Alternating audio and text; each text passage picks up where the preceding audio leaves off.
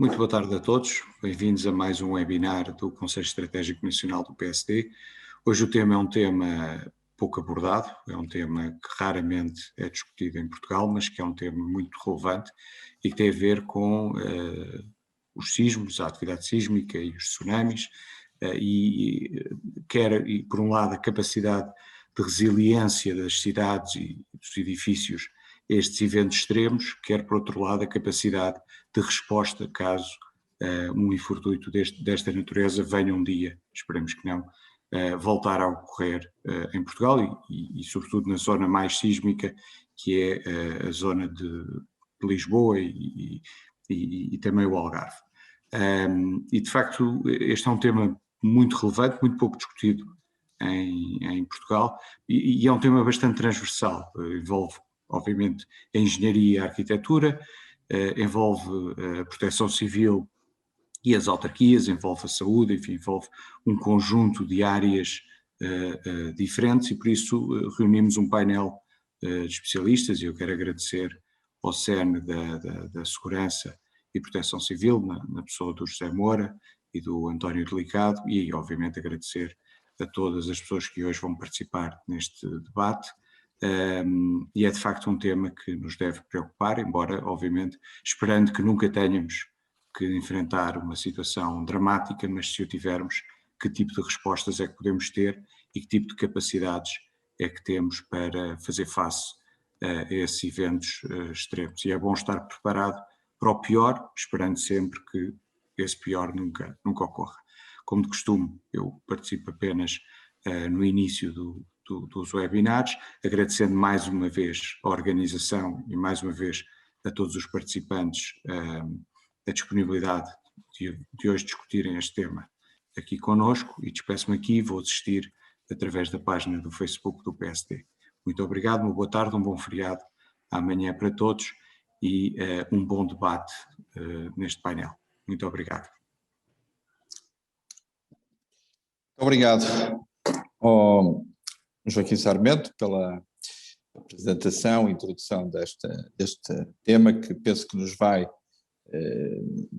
ajudar a todos. Falar de sismos e tsunamis, investir de verdade na prevenção, perspectiva da proteção civil é o nosso tema. Eu quero também agradecer a iniciativa ao António Delicado, em nome do CEN, da Proteção Civil e da Segurança de Lisboa, que tomou esta iniciativa, dar as boas-vindas a todos aqueles que vão participar connosco nesta reflexão. Falar de sismos e de tsunamis em política é algo que todos nós já estamos habituados e, portanto, não vamos estranhar de certeza. Eu, antes de dar a palavra a todos para poder intervir, não sei se o António Delicado quer também dar uma pequena palavra de boas-vindas a todos os que estão aqui connosco, quer aos que vão intervir, quer ao auditório que está no Facebook a acompanhar, do SEN a acompanhar esta conferência. Muito obrigado, António. Bem-vindos a todos, em primeiro lugar.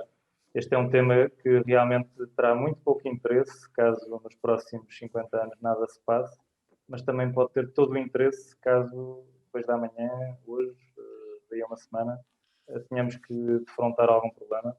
E aquilo que procurámos foi, através desta organização, sensibilizar as pessoas e também o nosso setor político, que está bastante sensibilizado, diga-se, na verdade vamos ver isso mesmo aqui neste webinário, para necessidades básicas, nomeadamente de prevenção, que são capazes de, obviamente, também mitigar em muito problemas que poderão surgir no futuro, decorrentes de vicissitudes naturais que não controlamos. E, portanto, nessa medida, dar as boas-vindas e fazer votos de uma excelente jornada hoje e de um debate profícuo. E daqui vamos retirar conclusões, obviamente, também para alguns elementos que já estamos a alinhar em matéria de programa para a área da proteção civil, que temos pensado também para este âmbito e para estas necessidades. E obrigado a todos por terem vindo. Muito obrigado, António, por esta também saudação. Então íamos começar, eu ia seguir um bocadinho aqui a lógica da esquerda para a direita que está no flyer, e portanto ia começar por pedir à nossa deputada e vice-coordenadora nacional do SEN, das infraestruturas das obras públicas, à Filipa Roseta, que desse pontapé de saída.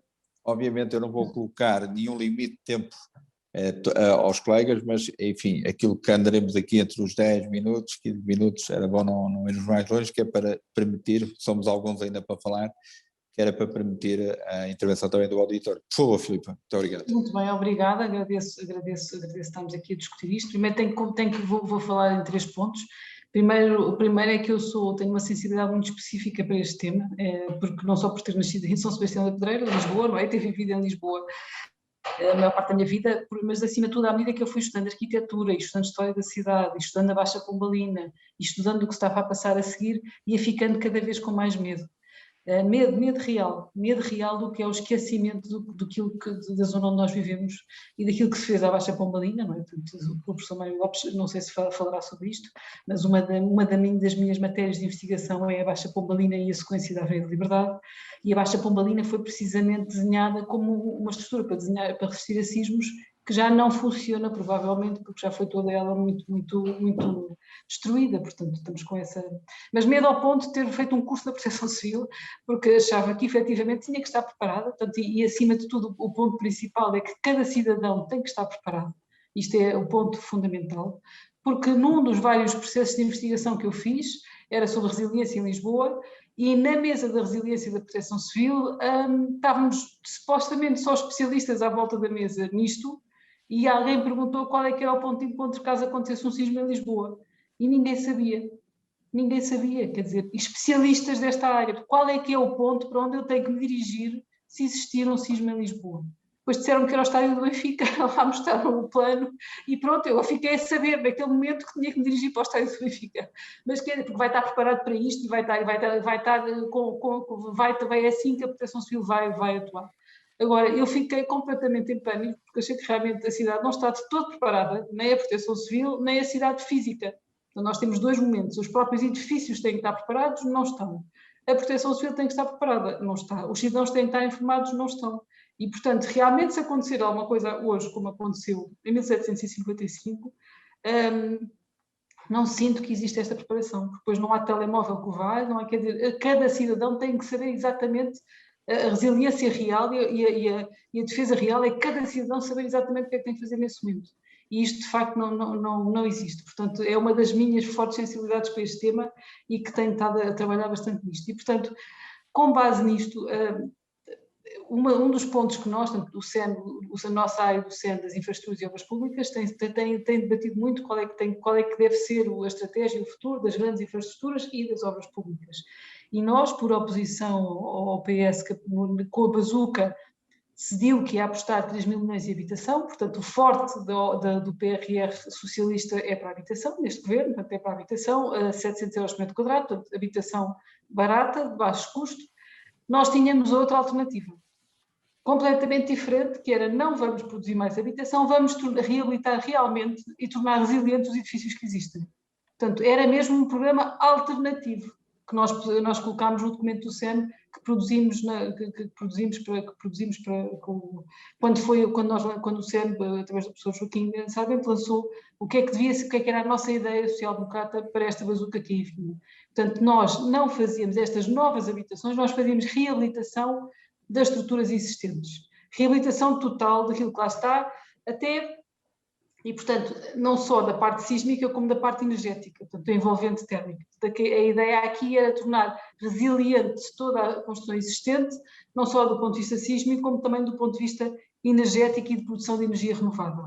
Portanto, era uma alternativa mesmo muito diferente do que é que devem ser as obras públicas, a visão da cidade e de como é que esta bazuca devia ser utilizada.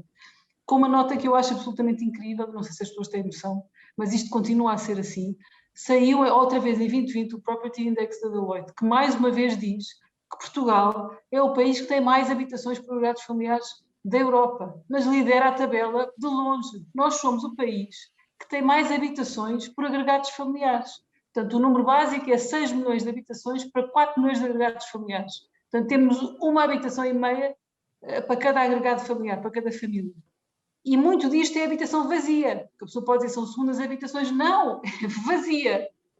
Portanto, Nós vamos gastar 3.000 milhões a produzir mais habitação quando já somos o país da Europa que lidera a tabela, lidera à frente de Itália, da Alemanha, à frente de todos os países, lideramos a tabela das habitações por habitante.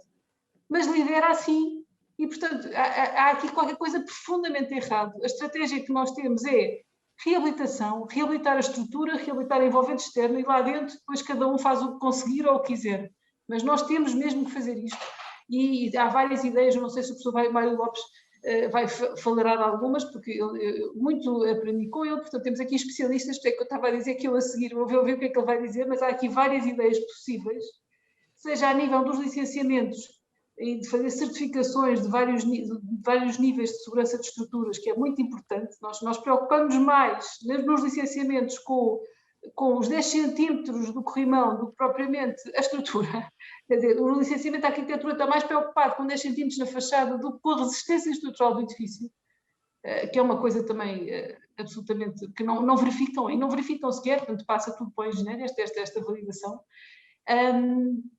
E, portanto, eu acho que isto é uma área importantíssima, absolutamente determinante, que no caso, então, das áreas sísmicas do país devia estar realmente no topo da tabela e está em linha com aquilo que nós temos estado a fazer, mas eu, se calhar, fico-me agora por aqui para a segunda volta, até porque certeza que os nossos vamos aprender aqui muito, e eu aprendo sempre nestes webinars, e depois eu no fim volto a pegar isto e agradeço imenso o vosso convite e as vossas intervenções. Obrigado, Filipe. Eu estou a dar agora a palavra ao nosso Presidente da Câmara Municipal de Mafra, ao Hélder Silva, para a sua intervenção. Muito obrigado António, um cumprimento a todos, particularmente aos membros do SEN, começando por cumprimentar Joaquim Miranda Sarmento, o António Tavares, que cumprimentei, o António Delicado, que teve a delicadeza também de me ligar a convidar também para participar, e ao Zé Moura, que é um amigo de longa data. Depois um abraço aos restantes colegas que estão também neste painel. Começar por dizer o seguinte, na minha opinião, e também socorrendo daquilo que é a experiência que tenho nestas matérias, as câmaras municipais, e agora vou chamar aqui, puxar a brasa à minha sardinha, as câmaras municipais são o pilar essencial da prevenção, do planeamento e daquilo que são as ações também de socorro e de reabilitação em proteção civil. Portanto, seguramente encontrariam outros, mas um presidente de Câmara, um autarca, devia estar neste fórum, e saúdo-vos também por isso, e a responsabilidade é maior por ter que partilhar esta corresponsabilização na área da proteção civil, particularmente nos dois riscos associados a fenómenos naturais, como é a questão dos sismos e dos tsunamis.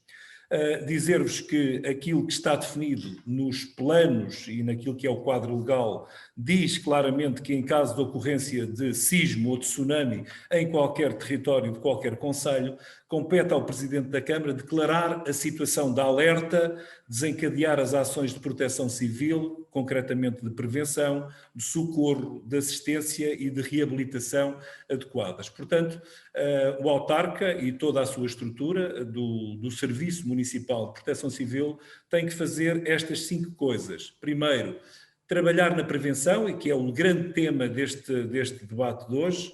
Depois, articular com as equipas de socorro aquilo que venha a ser necessário em função também do acidente ou incidente ou da ocorrência que aconteceu, a assistência e a reabilitação no pós, ou seja, no antes, no durante e no depois, o autarca é chamado tanto a estar presente. Claro que com empenhamentos diferentes. Vamos então àquilo que é o antes e a questão da prevenção, que é o foco daquilo que nos hoje aqui traz. Gostaria de começar pela questão das cartas de risco, se quisermos, e também dos mapas de risco e da análise de risco.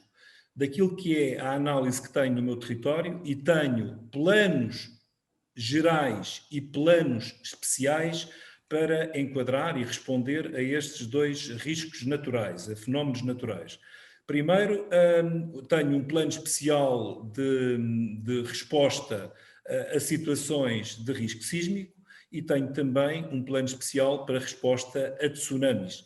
Portanto, não obstante, no Plano Municipal de Emergência existe também já um quadro genérico e não específico que é desenvolvido através destes 2 planos especiais e, se quisermos, setoriais e temáticos. Portanto, primeira das questões, existe necessidade de fazer planeamento especial relativamente a estes 2 riscos. Segunda questão, que falava há pouco, tem a ver com a análise de risco, que é, em termos de grau de gravidade e grau de probabilidade, como é que nós, em Mafra, e seguramente não é muito diferente dos outros municípios, como é que nós enquadramos?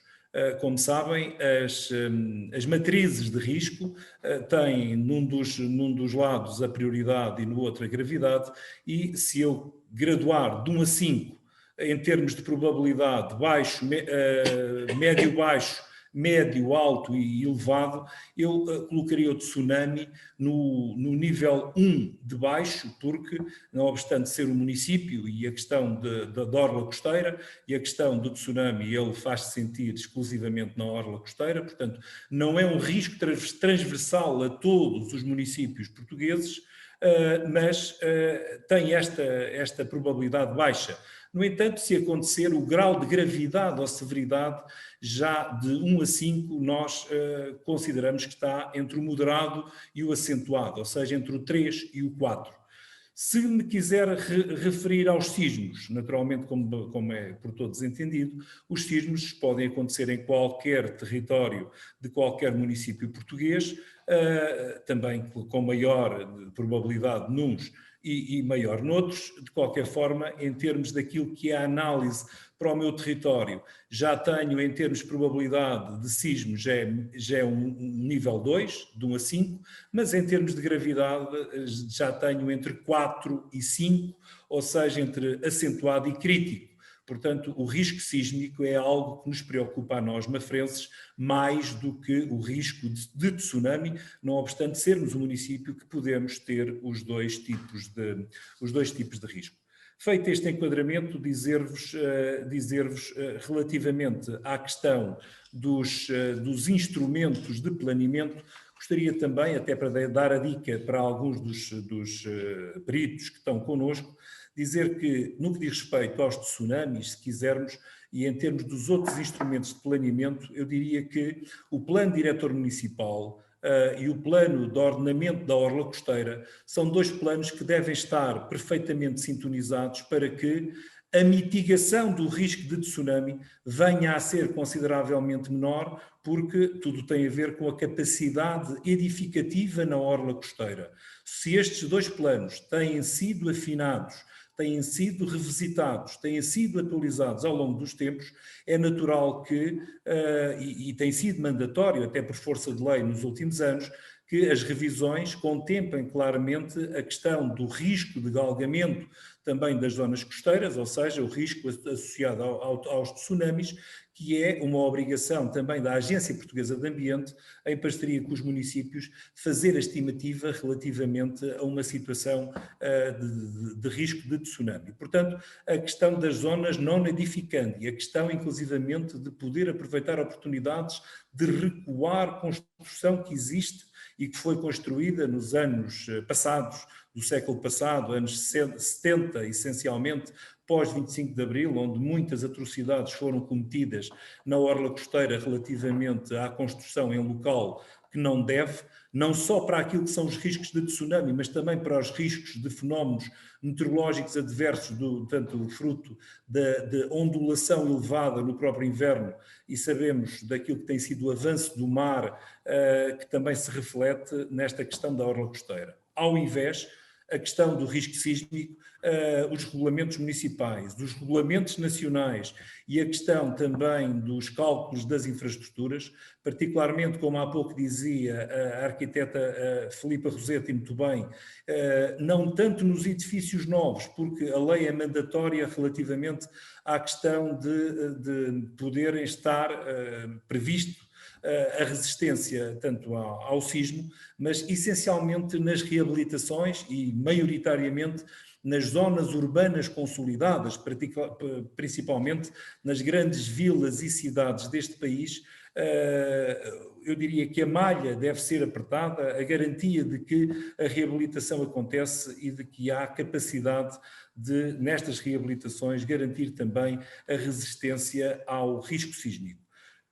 Do ponto de vista de licenciamento, tanto nesta primeira abordagem, penso que as câmaras têm esta obrigação nos seus departamentos de urbanismo e nos departamentos de planeamento e gestão urbanística, melhor dizendo, estas duas questões, que é prever antecipadamente nos instrumentos de gestão territorial que tal possa ser prevenido e depois, em termos dos licenciamentos das obras, no acompanhamento e fiscalização das mesmas, para ver se aquilo que foi projetado e que decorre do âmbito da lei está a ser executado, principalmente nas reabilitações. Entrava num outro capítulo, e para terminar também, para não monopolizar muito tempo, iria para a parte da proteção civil, que é a outra chapéu que o autarca tem, enquanto responsável máximo pela proteção civil. Os edifícios existem, a orla costeira existe, o risco existe, então o que é que o Presidente de Câmara manda fazer e vai fazer? Vai fazer os planos de emergência, como vos falei há pouco, os planos gerais e os planos especiais. Dentro desses planos de emergência já está tudo, de alguma forma, estudado, está tudo já equacionado, as matrizes de risco estão feitas e onde é que, para mim, está a grande lacuna? A grande lacuna está essencialmente naquilo que é a testagem. E há pouco, antes de entrarmos em direto, falávamos nisto também, a Xena falava, na questão da necessidade de testar. Os planos, como dizia um amigo meu, particularmente ainda existem planos em papel, e dizia um amigo meu, também engenheiro, especialista em segurança, que dizia-me assim: Helder, um plano, qualquer que ele seja, se não for um plano vivo e um plano que seja testado, só tem uma função, que é aumentar a carga combustível do gabinete e do armário onde ele esteja depositado. Isto, de facto, esta questão é provocatória, porque havia e ainda há uma tendência enorme de fazer planos gigantes com centenas de páginas que ninguém lê, mas que depois, espremidos, aquilo de facto é uma amálgama de ideias boas, normalmente, mas que em termos de execução são de extrema dificuldade de executar. Portanto, há uma tendência também nos últimos tempos, e que eu próprio tenho também liderado internamente, quando dou orientações ao meu setor da proteção civil, tens 30 páginas, 25, 30 páginas no máximo para poder equacionar este plano. Tem que ser um plano execuível, operacional, vivo e permanentemente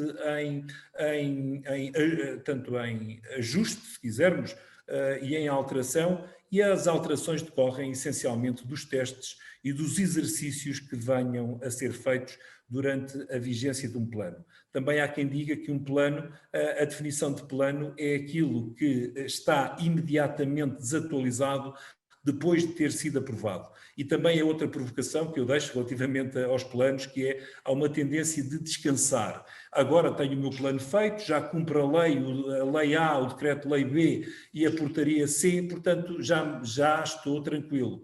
É completamente errado. A partir desse momento deve estar mais intranquilo, porque tem que fazer viver o plano. Portanto, eu termino esta intervenção dizendo que os autarcas estão na primeira linha daquilo que é a resposta à emergência, no antes, no durante e no após. E termino ainda dizendo que, da experiência que tenho, a maior parte dos meus colegas autarcas, a sensibilidade que têm relativamente a esta matéria é muito baixa. E é muito baixa porque no passado, e até há bem pouco tempo, a cultura política relativa à segurança é manifestamente insuficiente. E é insuficiente porque ainda não foi aclarado. Eu tenho essa noção de que a segurança dá votos.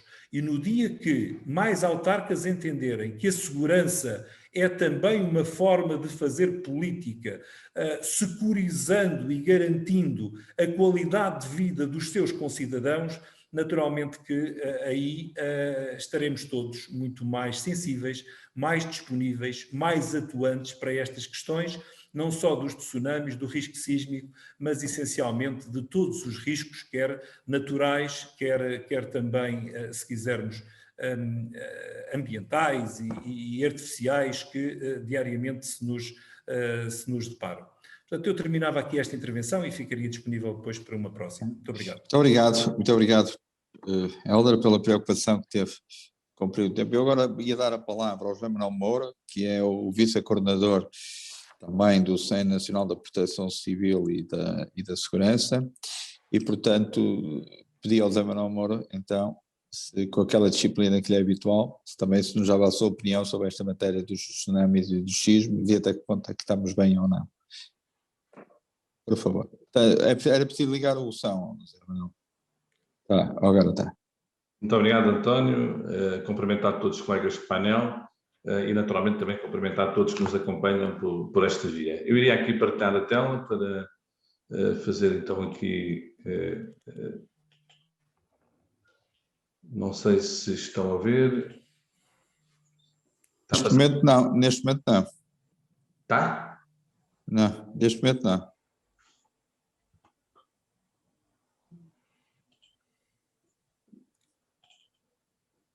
Agora sim. Ok.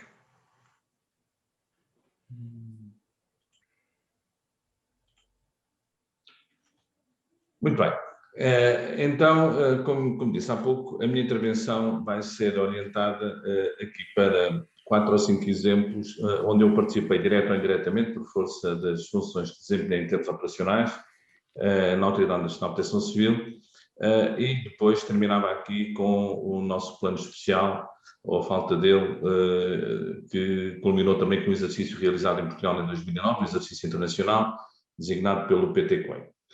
E então eu começaria aqui por Itália, que foi um sismo que aconteceu há relativamente pouco tempo, em 2009, e que teve esta consequência. E digo Itália porque é porventura dos países em termos de mecanismo internacional que tem um nível de preparação em termos de proteção civil muito acima da média. Eu diria mesmo, porventura no nosso espaço europeu, é talvez aqueles que tenham uma capacidade de organização mais conseguida. O que aconteceu neste evento foi que não foi pedida ajuda internacional, aqui no sismo de L'Aquila, e a Itália foi completamente suficiente para garantir a primeira resposta naquilo que teve a ver com as primeiras vítimas, e independentemente de ter havido pessoas que se deslocaram de modo próprio para este sismo, o que é verdade é que os italianos foram os primeiros a garantir esta resposta.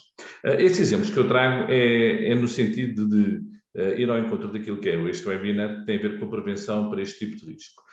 E a importância que a prevenção tem, e sobretudo o tal treinamento, e como alguém já falou, na grande lacuna da testagem, sobretudo dos exercícios, sejam em LiveX, sejam em CPX, ou seja, o testar para garantir que quando é necessário a resposta é adequada, e de facto a Itália tem esse exemplo. O nível que eles têm de preparação é de facto muito acima da média. Uma das questões que está associada normalmente a este tipo de eventos é a vulnerabilidade das redes. E aqui a rede está aqui identificada nestas fotografias como a rede viária ou a rede rodoviária, mas que parece um pequeno pormenor, mas que não é. Em alguns dos eventos onde estive, nomeadamente no Chile em 2010, aconteceu situações semelhantes e que, em termos da prestação do socorro às populações, da passagem de comboios de abastecimento, etc.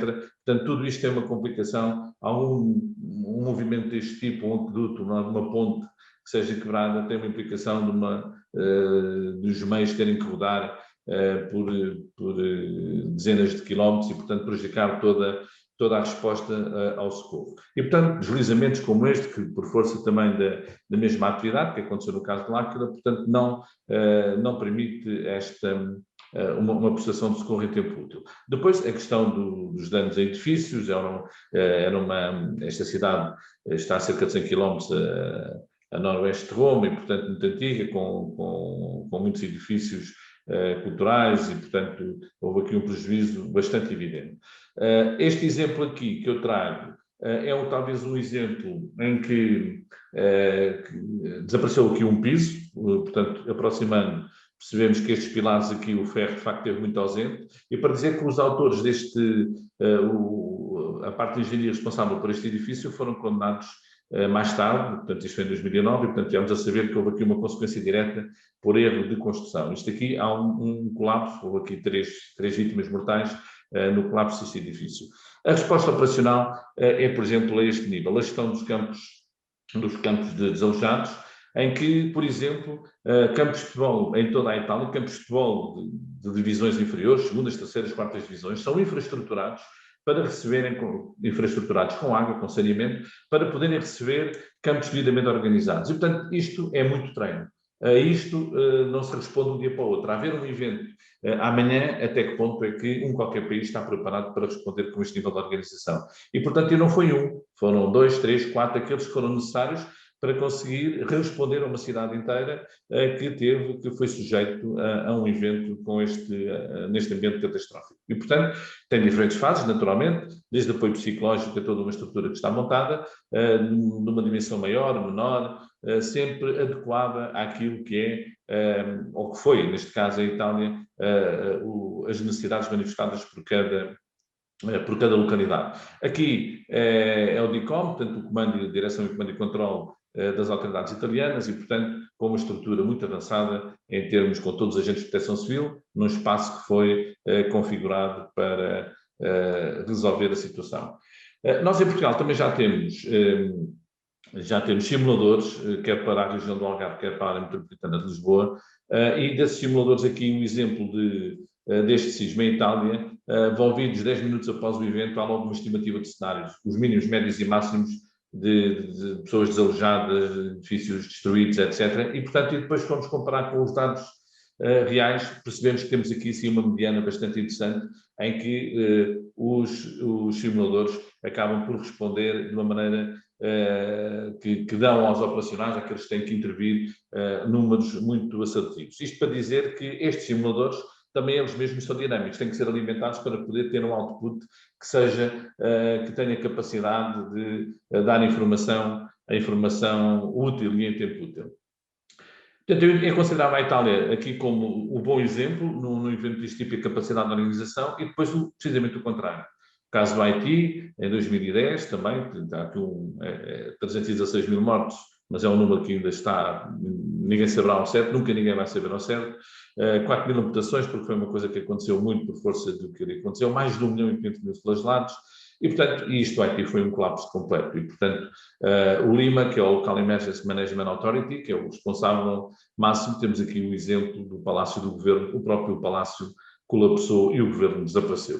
E, portanto, aqui os americanos acabaram por avocar o comando da operação e foram eles praticamente que tiveram aqui uma forte componente de organização. Portugal mandámos para aqui um avião C-130 com uma equipa bastante musculada, sobretudo não na busca e salvamento, mas já no apoio secundário. E, portanto, aqui o efeito panqueca, que é aqui um conjunto de colapso de edifícios, porque aqui o edificado, de facto, não corresponde a nenhum critério de segurança. E, portanto, a destruição que edificado. E, portanto, para dizer aqui, é um bom exemplo em que, de facto, o edificado não corresponde preventivamente para aquilo que é o desiderado, que é a resposta, seja operacional, seja para salvar vidas, seja o que seja. E, portanto, não é puramente inexistente e não há aqui nenhum controle que corresponda e que a colaboração do mesmo possa ajudar à resposta. E, portanto, foi uma situação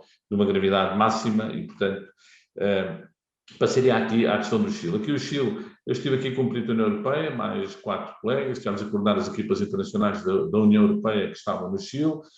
Isto teve aqui o epicentro a 500 quilómetros a sul de Santiago, mais ou menos, portanto, em Concepción.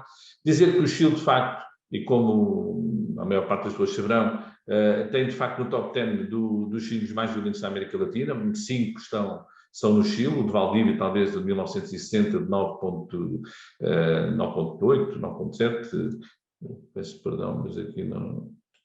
9.5, depois o da Arica também no Chile 9, e este do Chile foi 8.8, portanto foi também de uma dimensão bastante significativa. Aqui um pequeno exemplo, quando deslocávamos como a vulnerabilidade das redes, aqui a rede rodoviária, mas também a rede de comunicações, a rede de gás, a rede elétrica, todas as redes, a vulnerabilidade das redes no seu todo é um pacote que é bastante importante para qualquer ato preventivo estarem devidamente organizados e ter planos redundantes para poderem funcionar, porque senão constitui um problema bastante sério.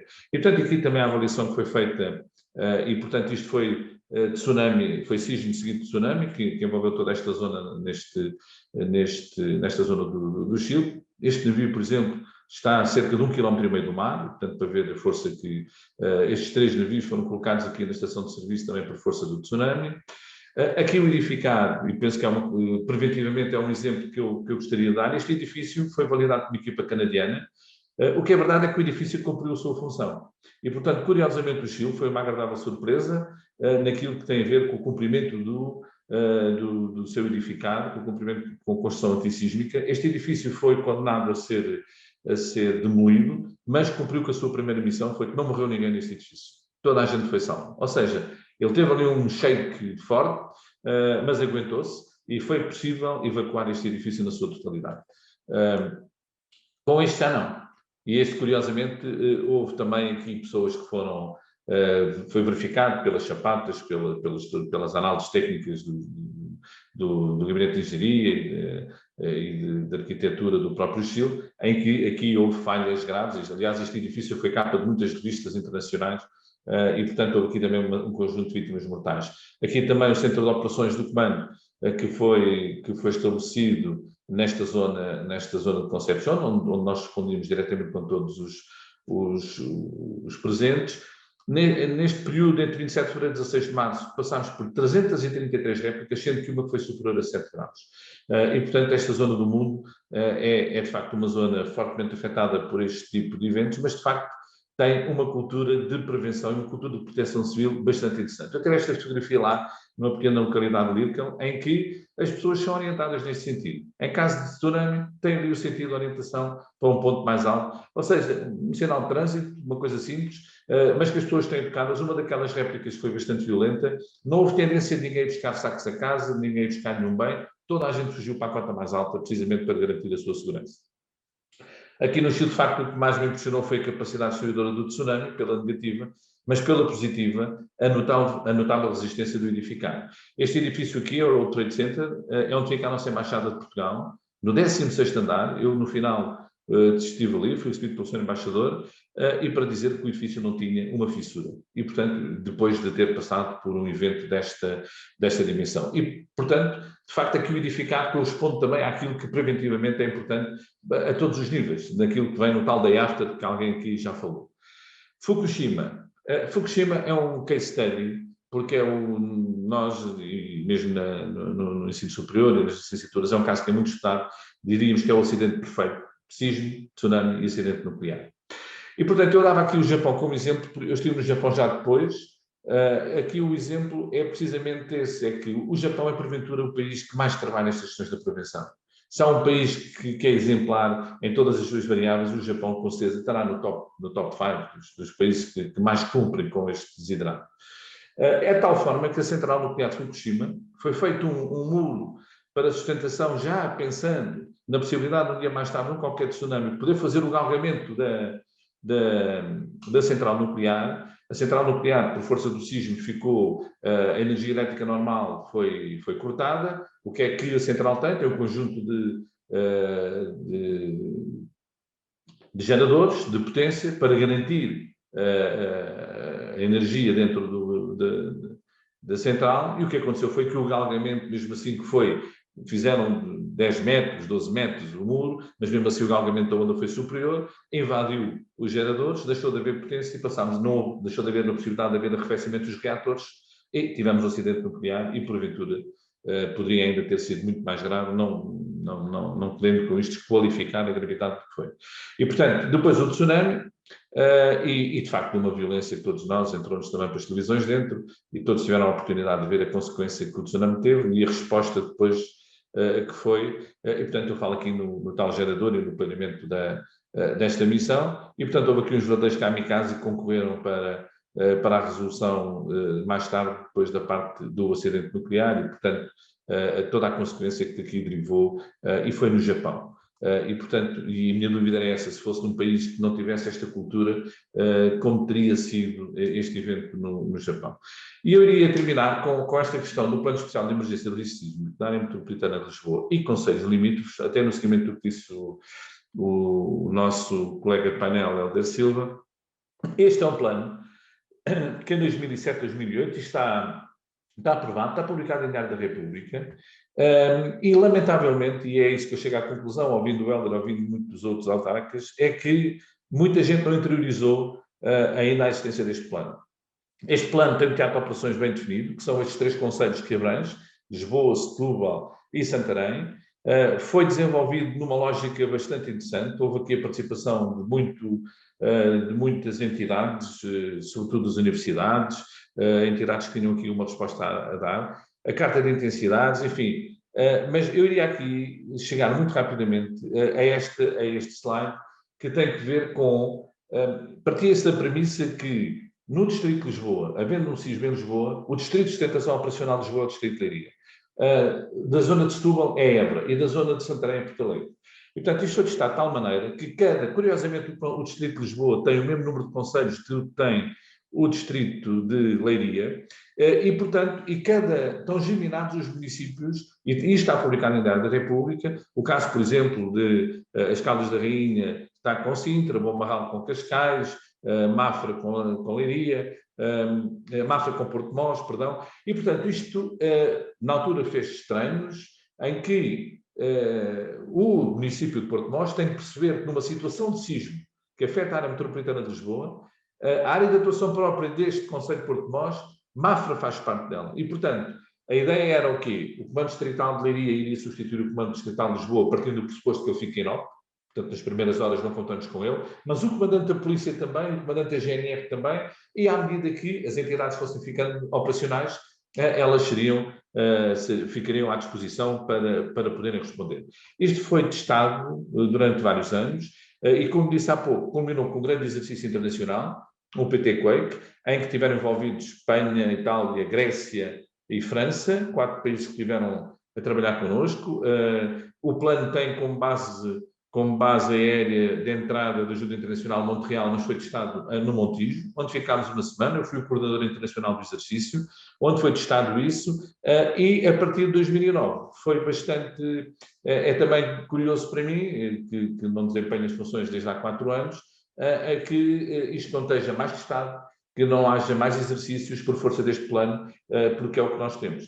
E para dizer que, de facto, em termos internacionais, a resposta é muito complexa. E, portanto, este é o fluxo de comunicação e o sistema de resposta é isto, que eu chamo de modelo Spaghetti, o Spaghetti Model, e o sistema da Visial é uma coisa deste ano que dispenso-me de comentar, mas era para perceber a complexidade que tem estes eventos. Estarei à disposição, espero não ter ultrapassado muito o tempo.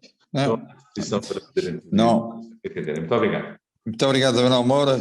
Efetivamente, estamos a conseguir controlar e não haver muitos desvios. É isso que eu também peço aos colegas seguintes, que ainda faltam 3 intervenções. Eu ia pedir agora à senhora arquiteta Channes Campos, então, a sua intervenção, por favor. E pedia, temos que tirar agora, pedia ao Manuel Moura se te retirava, então. É isso. Opa, muito Obrigada. bem, muito obrigado. Muito obrigado. Vou compartilhar. Muito obrigado. Eu também. Muito obrigado. Muito obrigado. Então, conseguem ver o filme, não é? Sim, senhor, estamos a ver, sem problema. Como há aqui uma configuração de altifalantes que eu não consigo agora mudar e já testei, eu vou narrar o filme que vai passar, é um trecho do filme, não é todo. E, portanto, praticamente, eu queria desde já agradecer ao engenheiro Rui Ferreira e ao engenheiro Mário Lopes, do Instituto Superior Técnico, o engenheiro Rui Ferreira por nos ter autorizado a passagem do filme, e ao engenheiro Mário Lopes por nos ter ajudado a pedir para autorizar a passagem do filme. Não foi pouca ajuda. E sem isto querer criticar qualquer tipo de falha. Por tudo o que foi dito aqui, todos percebemos que precisamos da colaboração total de toda a sociedade e que isto é uma questão de segurança nacional. A um tsunami idêntico a de 1755, o Esteiro da Baixa foi sujeito a aterros dos primórdios da ocupação humana. em sucessivas camadas de vestígios arqueológicos. Árabe, romana, fenícia, pré-idade do bronze. Na época medieval e nos descobrimentos, a cidade expande-se de forma orgânica em direção ao rio e aterros de deficiente qualidade geotécnica. E a destruição causada pelo tremor de terra ainda foi incluído Torrente de Tércio, Ópera do Tejo. A ampliação das ondas sísmicas nestes aterros deficientes foi muito mais forte. O plano de reconstrução da Baixa compreendeu os aterros drenados, que se estenderam cerca de 100 metros Tejo adentro e levaram o nível médio da Baixa a 1 a 3 metros. No século XIX e na primeira metade do século XX, novos aterros vieram modificar a zona ribeirinha entre a Baixa e Belém. O aterro da Boa Vista, projetado nos anos 50 do século XIX, permitiu abrir uma linha de comunicação viária, sendo ampliado mais tarde para a linha férrea de Cascais. Alcântara, Santa Apolónia e Chabregas, a construção do Porto de Lisboa reclamou ao rio uma área vasta, com novas docas e novo edificado. Nos anos 40 do século XX, a frente ribeirinha foi consolidada e protegida de acordo com técnicas como o betão e técnicas de compactação. O resultado desta expansão é uma cidade cuja função urbana ficou mais longe do rio. Os aterros tinham as funções portuárias, essencialmente, e viárias e ferroviárias, portanto, infraestruturantes. Nas últimas décadas, o esforço para diversificar o uso da zona ribeirinha para o lazer e o turismo, sendo positivo, constitui um desafio para a proteção civil, no que respeita ao sistema de aviso de alerta de tsunamis. As simulações matemáticas que se mostram já a seguir fazem parte de um esforço para compreender e quantificar a periodicidade do tsunami na Lisboa contemporânea e contribuir para um sistema de aviso e alerta. Não há certeza absoluta quanto à localização do epicentro, 1755. Admite-se que pode ter sido no Banco de Gorringe, mas tem-se favorecido a hipótese de falhas mais próximas de Lisboa, que é a falha do Marquês de Pombal ou a falha da Ferradura, sendo esta última a origem provável do sismo de 1755.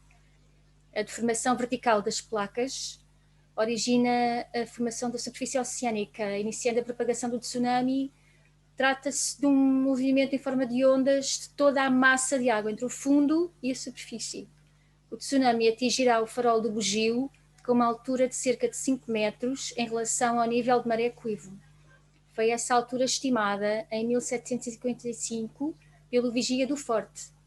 Esta altura é que estamos a adotar em relação à fronteira atlântica. Fronteira interior do Vale do Tejo compreende níveis e caudais compatíveis com período de retorno de 100 anos. Compreende-se ainda que o tsunami se propaga sobre o nível de praia-mar de águas vivas, cerca de 2,5 metros acima do zero ideográfico do estuário do Tejo. Cerca de 40 minutos após o sismo, a primeira onda faz-se sentir na golada do Tejo e no Bugio. A inundação na costa da Caparica estende-se até à riba fóssil. Cerca de 12 minutos mais tarde, a crista da primeira onda está na secção Rocha do Conde de Óbidos, Cais do Ginjal, e registra-se uma extensa inundação na costa da Caparica e nas ribeiras do Tejo, nomeadamente Laje, Barcarena e Rio Jamor. É expectável que haja profundas alterações morfológicas nestes pontos, nomeadamente a desaparição de areais e outras formações aluvionais.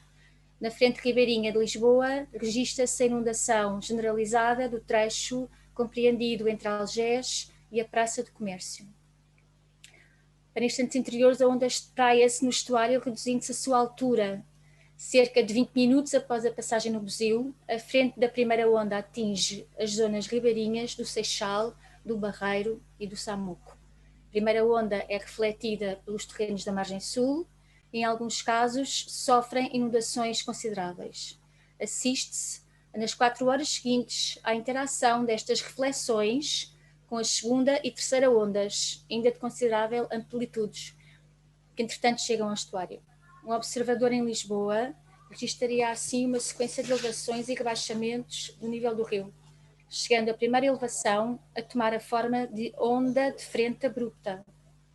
A simulação detalhada de propagação do tsunami nas ruas, praças e espaços abertos da zona ribeirinha de Lisboa permite avaliar a severidade da ação do tsunami.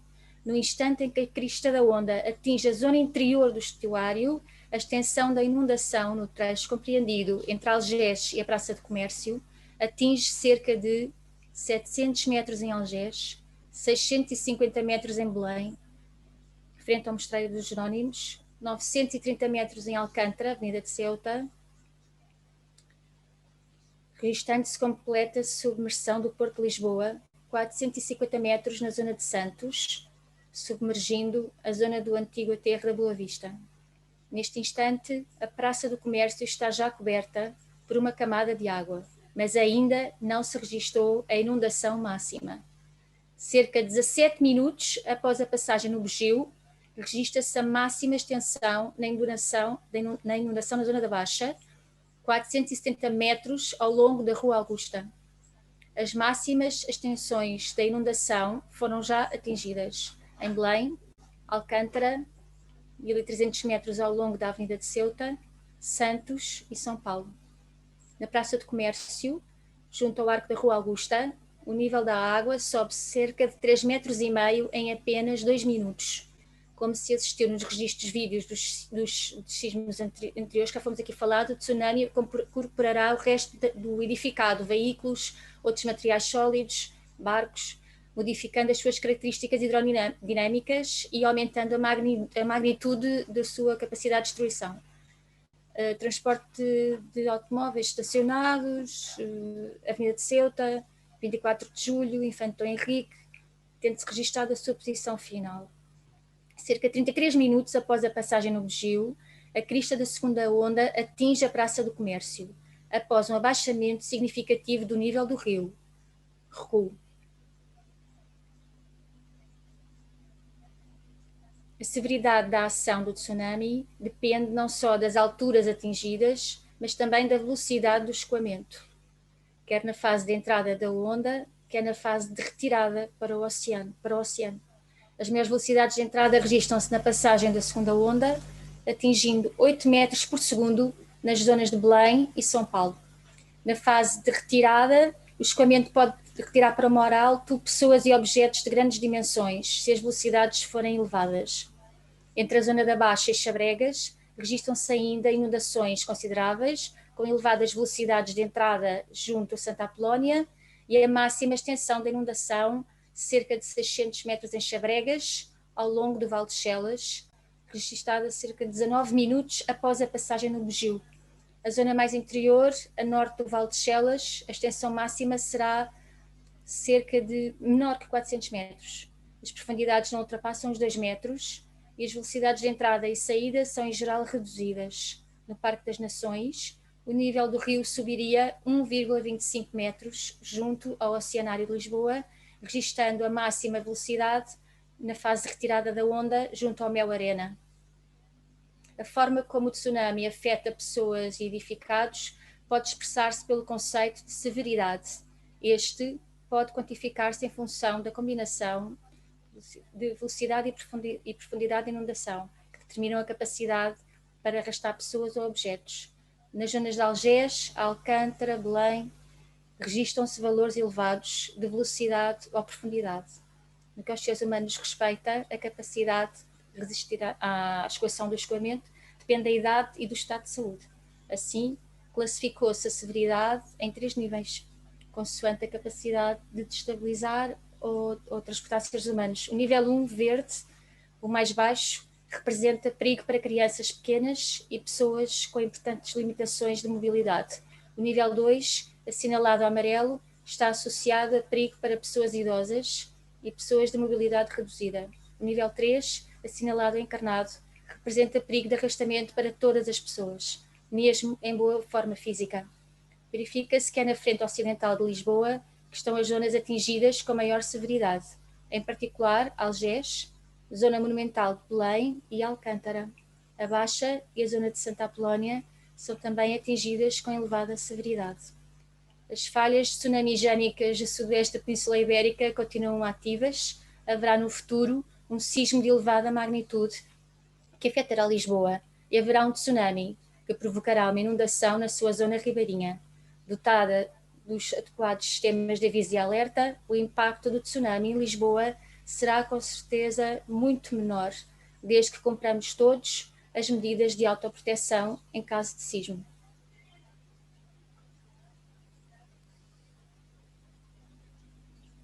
Muito bem. Eu vou só retirar. Foi. Com isto dizer, por favor, não se assustem. Quem nos está a ouvir, por favor, não se assuste, porque isto é matéria de trabalho e para ser treinado e vamos trabalhar com os dados que temos. Não é para se assustarem. Muito bem. Se fosse para assustar, também não estávamos a fazer esta conversa, este encontro. Bom, eu agora ia dar a palavra ao Sr. Professor Mário Lopes, engenheiro, especialista também nesta área, professor do Estudo Superior Técnico. Por favor, Sr. Professor.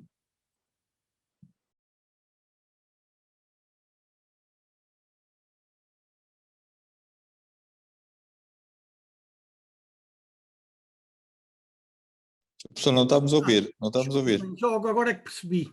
Já me estão a ouvir? Já, Estão a ver o PowerPoint, não estão? Estamos, sim, senhor. Estamos, sim, senhor.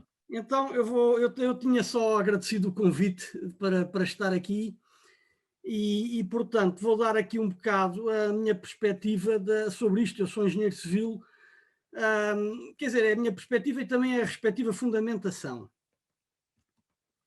Portanto, desculpem, esperem. Portanto, algumas coisas que toda a gente devia saber sobre os sismos são recorrentes. Já houve no passado, vai voltar a haver no futuro. São imprevisíveis. Há um único caso na história da humanidade para ter previsto um sismo que permitiu evacuações de cidades. Outra questão, as ondas sísmicas vão a todo lado, em terreno sólido. Portanto, não é possível prevenir a maior parte dos efeitos com instrumentos de planeamento urbano, porque o sismo vai a quase todo lado. Outro ponto, os sismos quase não matam ninguém. O que causa os mortos e as vítimas são os danos e colapsos de construções com fraca resistência sísmica.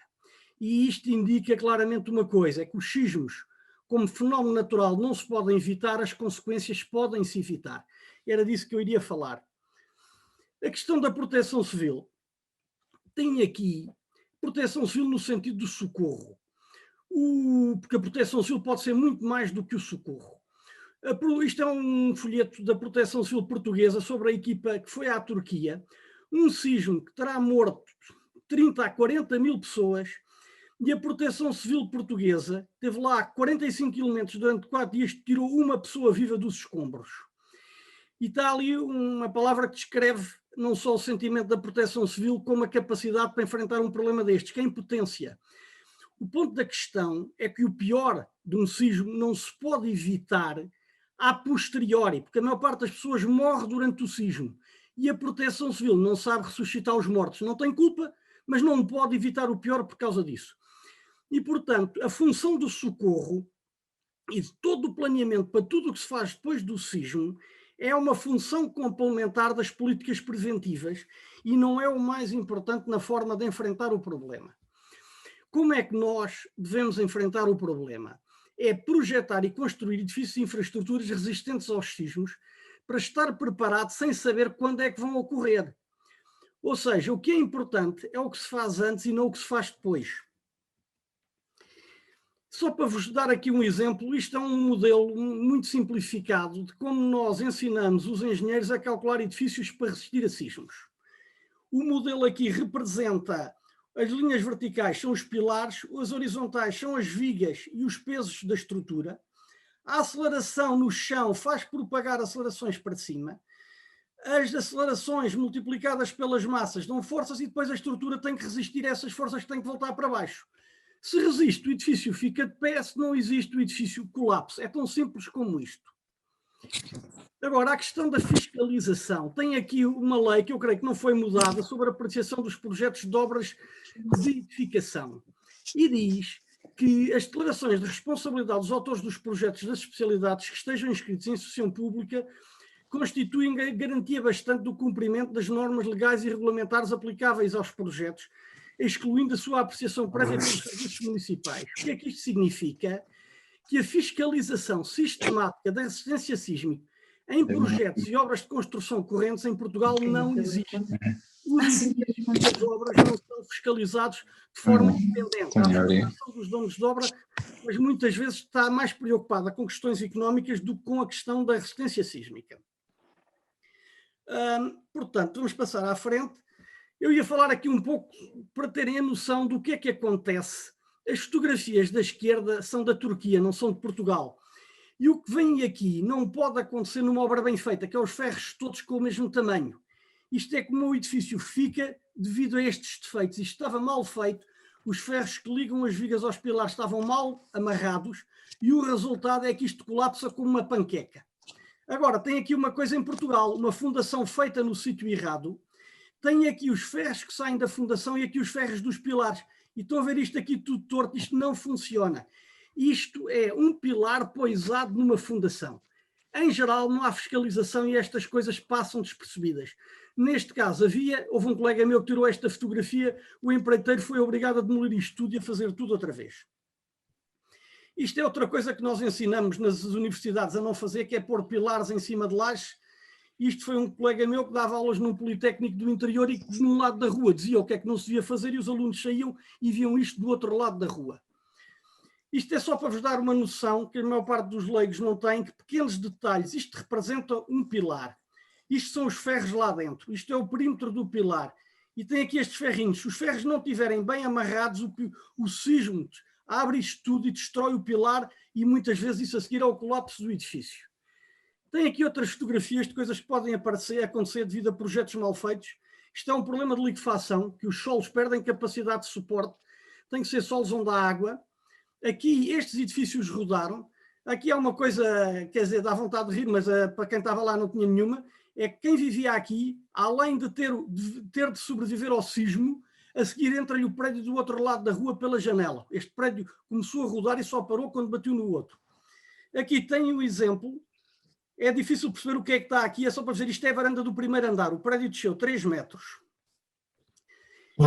Tem um exemplo dos Açores. 2 casas dos Açores depois do sismo de 1998. Qual é a diferença? É que o fulano que vivia nesta casa era pedreiro e frequentou um curso sobre reforço de estruturas. Esta casa não foi calculada para resistir a sismos como foi feita, era como esta, mas ele reforçou. Esta ficou com umas rachas, esta ficou assim. O que é que eu quero dizer com isto? É que vale a pena reforçar as casas para elas não caírem. Agora, outras coisas que é importante saber para analisar este problema é que nós em Portugal, na era moderna, só temos um regulamento que obriga ao cálculo sísmico das construções a partir de 1958. Está aqui, Regulamento de Segurança das Construções contra os Sismos, 1958. E o que é que isto implica para a reabilitação de edifícios? É que os edifícios feitos antes de 1960 não eram calculados para resistir a sismos, o grau de exigência era 0. E a legislação, até há 2 anos atrás, dizia que quando se fazia uma obra de reabilitação, não era preciso respeitar legislação posterior à construção original, ou seja, a reabilitação em Portugal tem sido quase toda feita sem tratar da resistência sísmica. Os edifícios são muito fracos e continuam fraquíssimos. Grande parte dos edifícios reabilitados em Portugal são ratoeiras para matar pessoas. Isto só se alterou em 2019, quando se adotou a regulamentação europeia. Vejam aqui outros exemplos que se passam na construção. Isto é um pilar. E isto é vidro. Isto é um edifício pombalino em que se desventrou o andar de baixo. As tais forças que eu falei há bocado, as tais forças que os edifícios têm que resistir, acumulam-se de cima para baixo. E nós andamos a enfraquecer os edifícios na parte de baixo. Podem ver isto em quase metade dos edifícios da baixa. Outra coisa que não se deve fazer na construção pombalina é que ela era feita até aqui. Adicionaram-se andares que aumentaram o peso, enfraqueceram os edifícios. Isto é uma fotografia que eu tirei numa obra pública da Câmara Municipal de Lisboa, paga com o dinheiro de todos nós, em que podem ver aqui a gaiola pombalina, que são estas peças de madeira. Durante o século XX, alguém cortou a gaiola para pôr aqui um cano de água. Isto enfraqueceu o edifício. E o que é que estava a ser feito nesta obra? estava-se a tapar com o reboco de cimento para não ver que isto estava mal feito em vez de corrigir o problema. Aqui tem umas fotografias que eu vou mostrar rapidamente sobre edifícios pombalinos completamente desventrados, em que se lhes tirou a gaiola e eles ficaram sem resistência sísmica. Não havia, no tempo do Marquês de Pombal, divisões com este tamanho. Aqui vê-se muito bem, vêm estas vigas por baixo de nenhuma parede. A parede original foi cortada, pôs-se uma viga de aço. A viga transmite a carga que vem de cima para estes elementos verticais que não estão preparados. Têm reservas de resistência para aguentar cargas verticais, mas não têm reservas de resistência para aguentar sismos. Portanto, os edifícios foram enfraquecidos e estão com muito pouca resistência sísmica. Isto não tem a ver com a questão sísmica, é só para vos mostrar a gaiola pombalina. Isto é um edifício em que a gaiola foi totalmente demolida.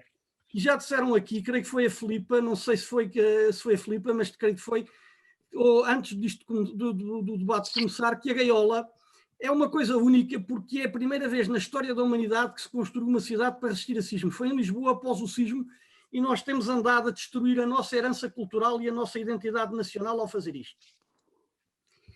Agora, vejam aqui uma coisa engraçada. Em Lisboa caem frequentemente, mesmo sem sismo, edifícios antigos. Ficam assim. Isto é uma fotografia no Expresso há bastante tempo atrás. Houve um colega meu que escreveu, mesmo sem sismo, as casas vêm constantemente abaixo. Agora imagine-se perante um tal fenómeno. É porque não é preciso tirar nenhum curso superior e ir para nenhuma universidade. A situação dos parte da cidade sismos, pá, Lisboa está perfeitamente explosiva. Olha, e tem aqui uns dados dos censos, estão desatualizados, isto é de 2001, em que 22% dos cerca de 32 milhões de habitantes da área metropolitana de Lisboa viviam em construções não projetadas e construídas para resistir a sismos. Os 22% são a soma destes números aqui, que correspondem às construções antes de 1960. E isto é mais do dobro do que existia em 1755. Aqui tem uma tese do Laboratório Nacional de uma engenheira geofísica do Laboratório Nacional de Engenharia Civil sobre risco sísmico em Portugal. Aqui vai a julgamento. Tem aqui uns dados. Tem aqui uns dados de mortos para a repetição do sismo de 1755. E peço desculpa, 27 mil mortos. Prejuízos no parque de habitação ligeiramente inferiores a 20% do PIB. Isto significa prejuízos globais entre 50% e 100% do PIB. Agora temos aqui uma resolução da Assembleia da República, votada por unanimidade há 11 anos atrás, em que a Assembleia da República recomenda ao Governo várias coisas importantes. Aliás, quase tudo o que é importante está aqui e inclui assegurar a obrigatoriedade de segurança estrutural antissísmica nos programas de reabilitação urbana existentes ou a criar. E por isso, eu agora ia fazer aqui um resumo daquilo que me pediram para fazer nesta minha intervenção, que é o que é que o poder político já faz e o que é que o poder político devia fazer e não faz para reduzir o risco sísmico. Quando eu digo faz, não é executar diretamente, é promover através de financiamento, programas, etc. O que é que faz? Investigação científica nas universidades e laboratórios de Estado, regulamentação técnica para a construção nova e é a proteção civil e a preparação do socorro. O que é que devia fazer e não faz? Ou que não promove? Fiscalização de projetos e obras de edifícios, reforço sísmico de edifícios existentes, que se alterou parcialmente em 2019, avaliação e reforço sísmico de redes de infraestruturas, água, gás, eletricidade, etc., e também de monumentos e edifícios de grande valor patrimonial. Portanto, é isto que nós temos que pensar em fazer e em fazer melhor isto. Agora gostava de dizer aqui alguns aspectos complementares. A maior parte destas ações, principalmente aquelas que precisamos de fazer, exigem a participação dos envolvidos no processo. Isso inclui toda a população. Portanto, um aspecto crítico de tudo isto é dar informação à população para ter percepção do risco. Sem percepção do risco não há redução do risco. Outro aspecto muito importante é os responsáveis políticos darem o exemplo. O cidadão comum, como não vê os responsáveis políticos preocupados com a prevenção, acha que o problema não existe ou que não se pode fazer nada. E as nossas atenções não se podem concentrar no socorro. E quase toda a intervenção política é sempre a pensar no socorro e não pode ser apenas nisso. Queria-vos mostrar um trabalho que foi desenvolvido no técnico para a Câmara Municipal de Lisboa, que é este modelo de avaliação de risco sísmico para as edificações singulares. Nós, com isto, conseguimos de uma forma, com informação incompleta, portanto, dar um indicador de risco. Portanto, não é uma certificação para edifícios existentes com um trabalho que, em termos práticos, custa umas centenas de euros e um dia de trabalho. E com isto damos um indicador de risco sobre os edifícios existentes. Se a população tivesse acesso a esta informação, eu acho que muita coisa mudaria no sentido do mercado começar a favorecer as construções com melhor resistência sísmica. Só como as pessoas não conhecem a diferença, não a valorizam e, portanto, continua tudo na mesma. Agora, gostava de falar só aqui algumas coisas sobre riscos não estruturais. As pessoas podem se proteger a si próprias, porque o dimensionamento dos edifícios é para que os edifícios não caiam, mas não é para que não vibrem. Eles vibram. E o que existe dentro de casa pode cair. Isto é de um projeto chamado No Risk. Há um folheto, está aqui um pouco do folheto, podem ver, que tem uma série de instruções para as pessoas se protegerem em casa. Isto é coisas que as autarquias deviam proteger. O nosso companheiro Helder Silva distribuiu isto no Concelho de Mafra. Em Lisboa foi distribuído em algumas freguesias. Tem aqui uma série de medidas, por exemplo, não colocar vasos cheios de terra em pontos altos para cair em cima das pessoas, amarrar os armários à parede para eles não caírem em cima das pessoas, etc. E depois há aqui uma questão importante, que é educar e formar a juventude, através dos currículos dos programas escolares e de jogos didáticos, por exemplo. Eu estou quase a terminar, estou a demorar muito tempo, peço desculpa, é só os tsunamis. O tsunami ocorre quando no fundo do mar há um movimento que altera o fundo do mar. Quando isto ocorre, uma parte, por exemplo, da terra aqui, de um lado de uma falha, sobe, a água sobe e este muro não se pode manter. O tsunami é a reposição do equilíbrio hidrodinâmico do mar. Desloca-se no alto mar com ondas de baixa altura, grande comprimento e mais ou menos à velocidade de um avião. Quando a altura baixa, a onda aumenta, e é aqui que está o problema, mas a velocidade baixa e o comprimento da onda diminui. Mesmo assim, um tsunami é quase um rio a desaguar, porque as ondas têm dezenas de quilómetros de comprimento. Eu vou passar aqui isto, porque a Xana já falou. Gostava de dizer uma coisa a todos os que me estão a ouvir, a todos os que me estão a ouvir. O mais importante, se quiserem salvar as vossas vidas, quando um dia houver aqui um tsunami, não são os sistemas de alerta, não são os sistemas de aviso, é saberem o que é um sinal de que vem um tsunami. E um sinal de que vem um tsunami é o próprio sismo. As ondas sísmicas andam a velocidades de 5 a 8 km por segundo, por exemplo. O tsunami anda a 500, 700, 800 km por hora. Entre um sismo e um tsunami vai haver tempo. No Algarve eles vão ter 10 minutos, um quarto de hora. Em Cascais, um quarto de hora, 20 minutos. A Xana falou nos valores maiores, superiores. Em Lisboa, um bocadinho mais. Em muitos destes sítios não dá tempo para haver avisos. As pessoas não devem ficar à espera de que haja um aviso de tsunami. Devem saber que após um sismo pode haver um tsunami e não devem ficar à espera do aviso. Devem ir para uma zona onde o tsunami não chega. E onde é que o tsunami não chega? Em zonas elevadas, porque o que para a água é a gravidade. Agora, a atenção também depende da forma digamos, da costa. Porque no Japão, quando foi o sismo de Fukushima, o que sei, a informação que tenho é esta. Eles, quando construíram a central há várias décadas atrás, pensaram que o tsunami teria uma altura de 5 metros. Teve uma altura, puseram as defesas a 10 e o tsunami chegou a 12. Mas atenção, o tsunami chegou quase à cota 40, porque a água que vem atrás empurra a água que vai à frente. Ou há uma falésia que para tudo, ou então a água é empurrada para a frente e pode chegar a cotas muito mais elevadas. Aqui, o mais importante para toda a população é informar as pessoas dos sinais de risco e saberem fugir quando virem que existe um risco significativo de que possa haver um tsunami e não ficar à espera que o tsunami venha. Isto é mais importante do que tudo o resto, exceto para tsunamis com origem muito afastada do nosso território, em que o sismo ou o evento que despoleta o tsunami não se faça sentir. E aí precisamos dos sistemas de alerta. Mas para os tsunamis que nos interessam mais, isto é o mais importante, é a informação à população. Isto devia estar em todos os manuais escolares. Gostava de vos mostrar aqui, estou quase a acabar, um documento que a Câmara pediu a mim e a um colega para fazer há 15 anos atrás, que era uma coisa que se podiam pôr no plano diretor para reduzir o risco sísmico. Eu vou só ler esta parte aqui que está sublinhada. Em zonas potencialmente inundáveis na ocorrência de tsunamis, dever-se-á evitar a construção ou instalação de infraestruturas que originem a concentração de pessoas com mobilidade reduzida, como, por exemplo, creches, lares de idosos, hospitais ou maternidade. E desde então para cá, conhecendo tudo isto, já se fez o Centro Champalimau, o Hospital Cufetejo, e está planeado outro hospital à beira do rio. Eu só pergunto, como é que fogem as pessoas em macas ou em cadeiras de rodas, ou pessoas que estejam a ser operadas se houver salas de operação nos andares inferiores? E gostava, quase para terminar, de dizer isto: o risco sísmico e de tsunamis é como o risco de atravessar a rua. As consequências dependem das precauções que se tomarem para os reduzir. Tenho aqui parte do programa do Carlos Moedas para a Câmara Municipal de Lisboa, e estão aqui uma série de coisas que eu acho que estão corretas e está bem feito. Se fosse eu a fazê-lo, o que fazia era completá-lo com mais algumas que ainda não estão aqui, como, por exemplo, relativamente às redes de infraestruturas. Mas é tudo, obrigado, desculpem-me lá se me excedi no tempo. Muito obrigado, Sr. Professor.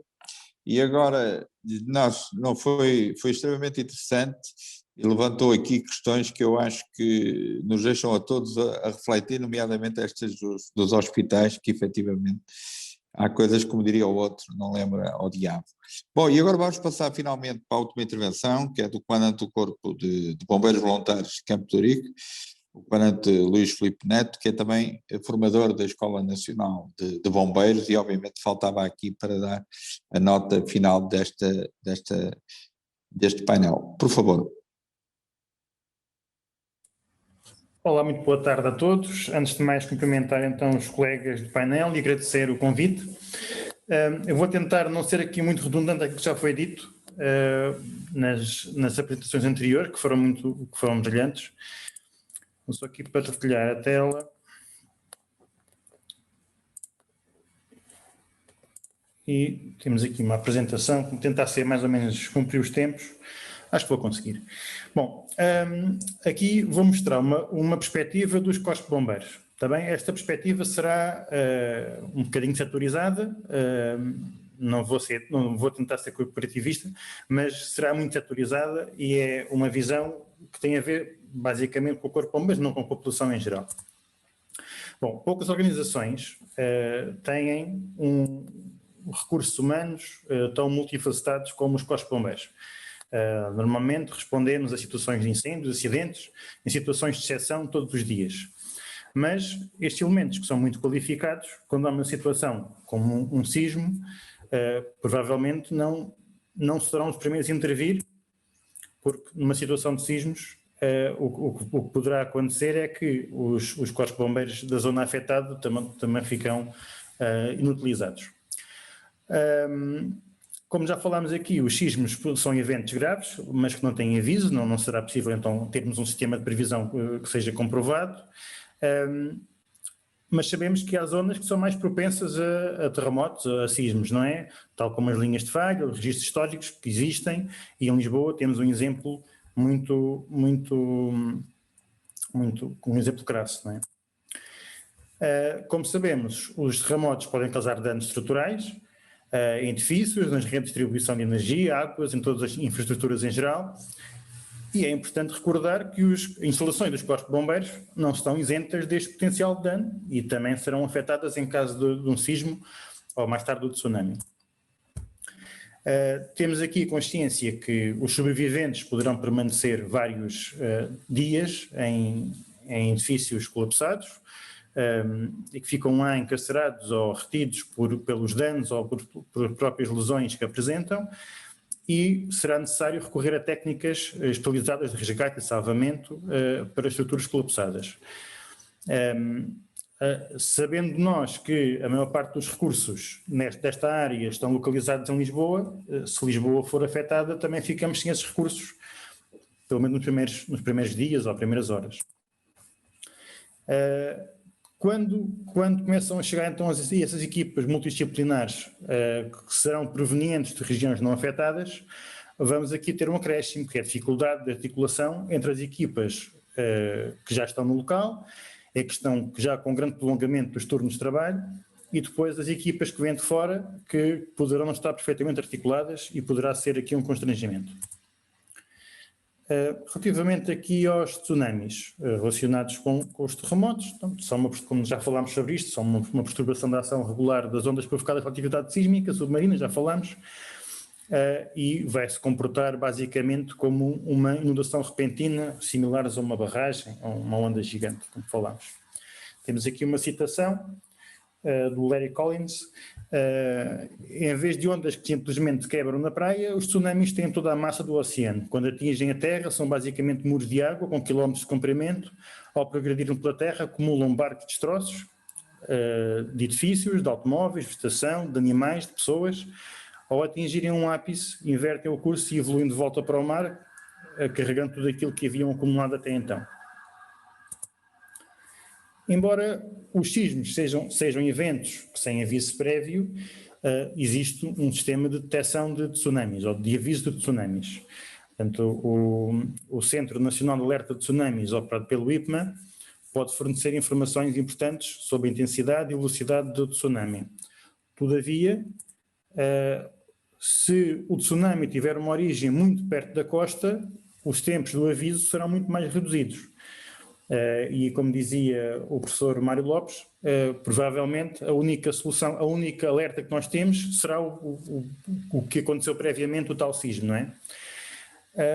A única forma de nos protegermos contra os tsunamis é seguir o seu caminho, não há outra forma, então temos que evacuar para o interior ou para locais de cota mais alta, não há outra opção, não vale a pena tentarmos fazer coisas diferentes. Os bombeiros, assim como os restantes agentes da proteção civil, devem ter também, além destes sistemas de alerta que são para a população, para a comunidade, deverão também ter uns meios de comunicação que sejam eficazes para receber avisos de tsunamis. Porque o tsunami pode haver vários tsunamis, podem ser repetidos eventos repetitivos, e a questão que existe é que esses sistemas de comunicação, se colapsarem, também não vamos ter esta resposta aos bombeiros. E temos aqui o que aconteceu em junho de 2005, na costa do norte da Califórnia, em que, mais aqui uma citação do Larry Collins, à medida que os residentes evacuavam a linha costeira para terrenos mais altos, no escuro da noite, incêndios provocados pelo terremoto iluminavam toda a cidade, e em 3 a 5 minutos uma onda negra invadiu a cidade, destruindo edifícios em chamas e os carros de bombeiros, matando mais de 200 pessoas, incluindo muitos bombeiros que tinham acorrido ao local para fazer o socorro àquelas vítimas. Em conclusão, estes eventos catastróficos, como um sismo ou um tsunami, poderão comprometer no imediato a forma, de forma temporária ou de forma permanente, a ação dos corpos de bombeiros locais. Daí que é fundamental a população perceber que nas primeiras horas não vai ter apoio daqueles que são os seus corpos de bombeiros de proximidade. Além disso, os profissionais ou os voluntários dos corpos de bombeiros vão também experienciar sinais de stress causados pela familiarização com as vítimas e o prolongamento do turno de trabalho, e também porque os próprios também poderão ficar vítimas nas suas próprias casas ou ter familiares também afetados, e isto poderá ser também complexo. Com a chegada de meios externos, também poderá haver aqui outro conflito, que é quem é que manda e quem é que está a mandar e quem é que devia estar a mandar, e isto é um problema que pode acontecer de facto. Então, aqui nas sugestões, uma implementação efetiva dos planos existentes, por exemplo, o PIRS, que já existe, mas que parece estar um bocadinho parado, e depois identificação das entidades redundantes, os distritos de sustentação, que podem ser locais, distritais, nacionais, públicos ou privados. Também é importante que os privados possam ser chamados a corresponder em situações destas, para virem intervir nestes territórios mais suscetíveis. Depois, fazer planeamento e exercícios de treino conjunto com essas entidades, que é fundamental, para potenciar a sua articulação. E depois, a integração de unidades locais de emergência, que existem na lei, algumas já estão constituídas, que podem fazer atuações menos complexas, liberando os bombeiros e os outros agentes de proteção civil para intervenções mais complexas e mais técnicas. Pronto, acho que ainda não atingi o tempo, mas tinha aqui já a minha apresentação. E muito obrigado. Muito obrigado. Muito obrigado pela sua intervenção. Eu penso que nós, nestas intervenções, tivemos aqui algumas linhas condutoras, todas apontando para a prevenção e para a necessidade de estarmos atentos. a este problema que aparentemente tem hora marcada, dia escolhido, mas nós não sabemos qual será. E, portanto, depois da experiência de novembro de 1755, penso que ficou aqui a realçar em todas as intervenções preocupações, e vimos isto debaixo de vários ângulos, desde a perspectiva dos arquitetos, aos engenheiros, aos bombeiros, aos profissionais que trabalham na proteção civil. Houve aqui uma preocupação grande, que foi alertar para as dificuldades e para a falta de preparação, muitas vezes em termos quer de legislação, quer da própria atenção de quem é o operador neste domínio. E, portanto, acho que nesse campo a nossa intervenção e a propositura deste seminário foi altamente oportuna, não só porque estamos em vésperas de eleições autárquicas e, como se viu um bocadinho, o programa do engenheiro Carlos Moedas reflete já algumas dessas preocupações, pese embora, segundo o professor Mário Lopes, pecar por alguma modéstia, devia talvez ter ido mais longe, ser mais ambicioso, é evidente, mas de qualquer forma, eu não sei agora se nós temos ainda muita gente inscrita para que queira falar, não sei se a Emília Galego, que nos está a apoiar, se tem alguns pedidos em termos de Facebook. António, se me permite, tenho estado aqui a ver o Facebook, Sim. Creio que não há propriamente perguntas, Não. há observações. Então, pronto, havendo isso, então eu era capaz de sugerir uma segunda ronda, mais curta, como é evidente, mas que permitisse a cada um comentar eventualmente alguns aspectos das intervenções dos colegas e eventualmente salientar um ou outro aspecto que entenda que seria muito importante. Eu então, na mesma forma que fiz da outra vez, eu iria começar por dar a palavra à Filipa Roseta. O nosso colega, presidente da Câmara de Mafra, teve que sair por razões que se prendem com os censos e, portanto, não pôde ficar para esta segunda fase. Ele próprio já o tinha avisado. Portanto, eu dava de imediato então a palavra à Filipa Roseta para algum comentário que entendesse. Obrigada, foi bastante interessante, como sempre, e acho que aqui dividimos as duas grandes questões, que é a questão dos edifícios para aguentar os embates e a questão do dia a seguir da proteção civil.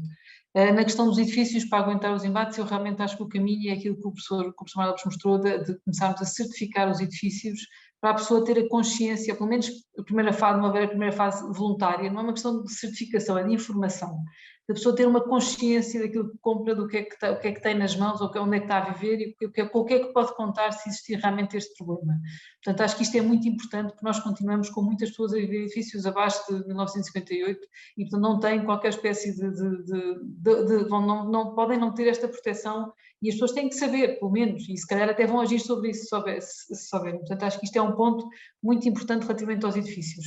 A segunda parte, relativamente às pessoas, eu acho que lá está, nós falávamos sempre nisto, na questão de quando é que nós devíamos chegar ao dia em que cada cidadão é um agente de proteção civil neste tipo, ou seja, cada cidadão tem que saber o que é que tem que fazer, porque vai ser difícil, por mais organizados e por melhores que estejam os planos, por melhores que seja pensado, vai ser difícil chegar a cada cidadão no momento a seguir, e a pessoa tem que saber à partida, lá está, como dizia o professor Mário Lopes, tem que saber à partida que se calhar vem um tsunami a seguir, portanto, à partida já devia saber o que é que devia fazer, não devia estar à espera de indicações. E, portanto, eu só vejo uma solução para isto, que é uma coisa que eu tenho falado, mas é minha, absolutamente minha, não já me perguntaram se era do partido e não é mesmo uma coisa minha, que eu gostava que algum dia fosse, e vou aproveitar este fórum de proteção civil para pôr esta ideia, não sei o que é que vocês vão achar, mas eu acho que isto era muito importante, que era todos os adultos deviam ser obrigados a fazer um fim de semana na proteção civil, por razões várias. No fundo, é uma ideia que eu acho que é muito simples.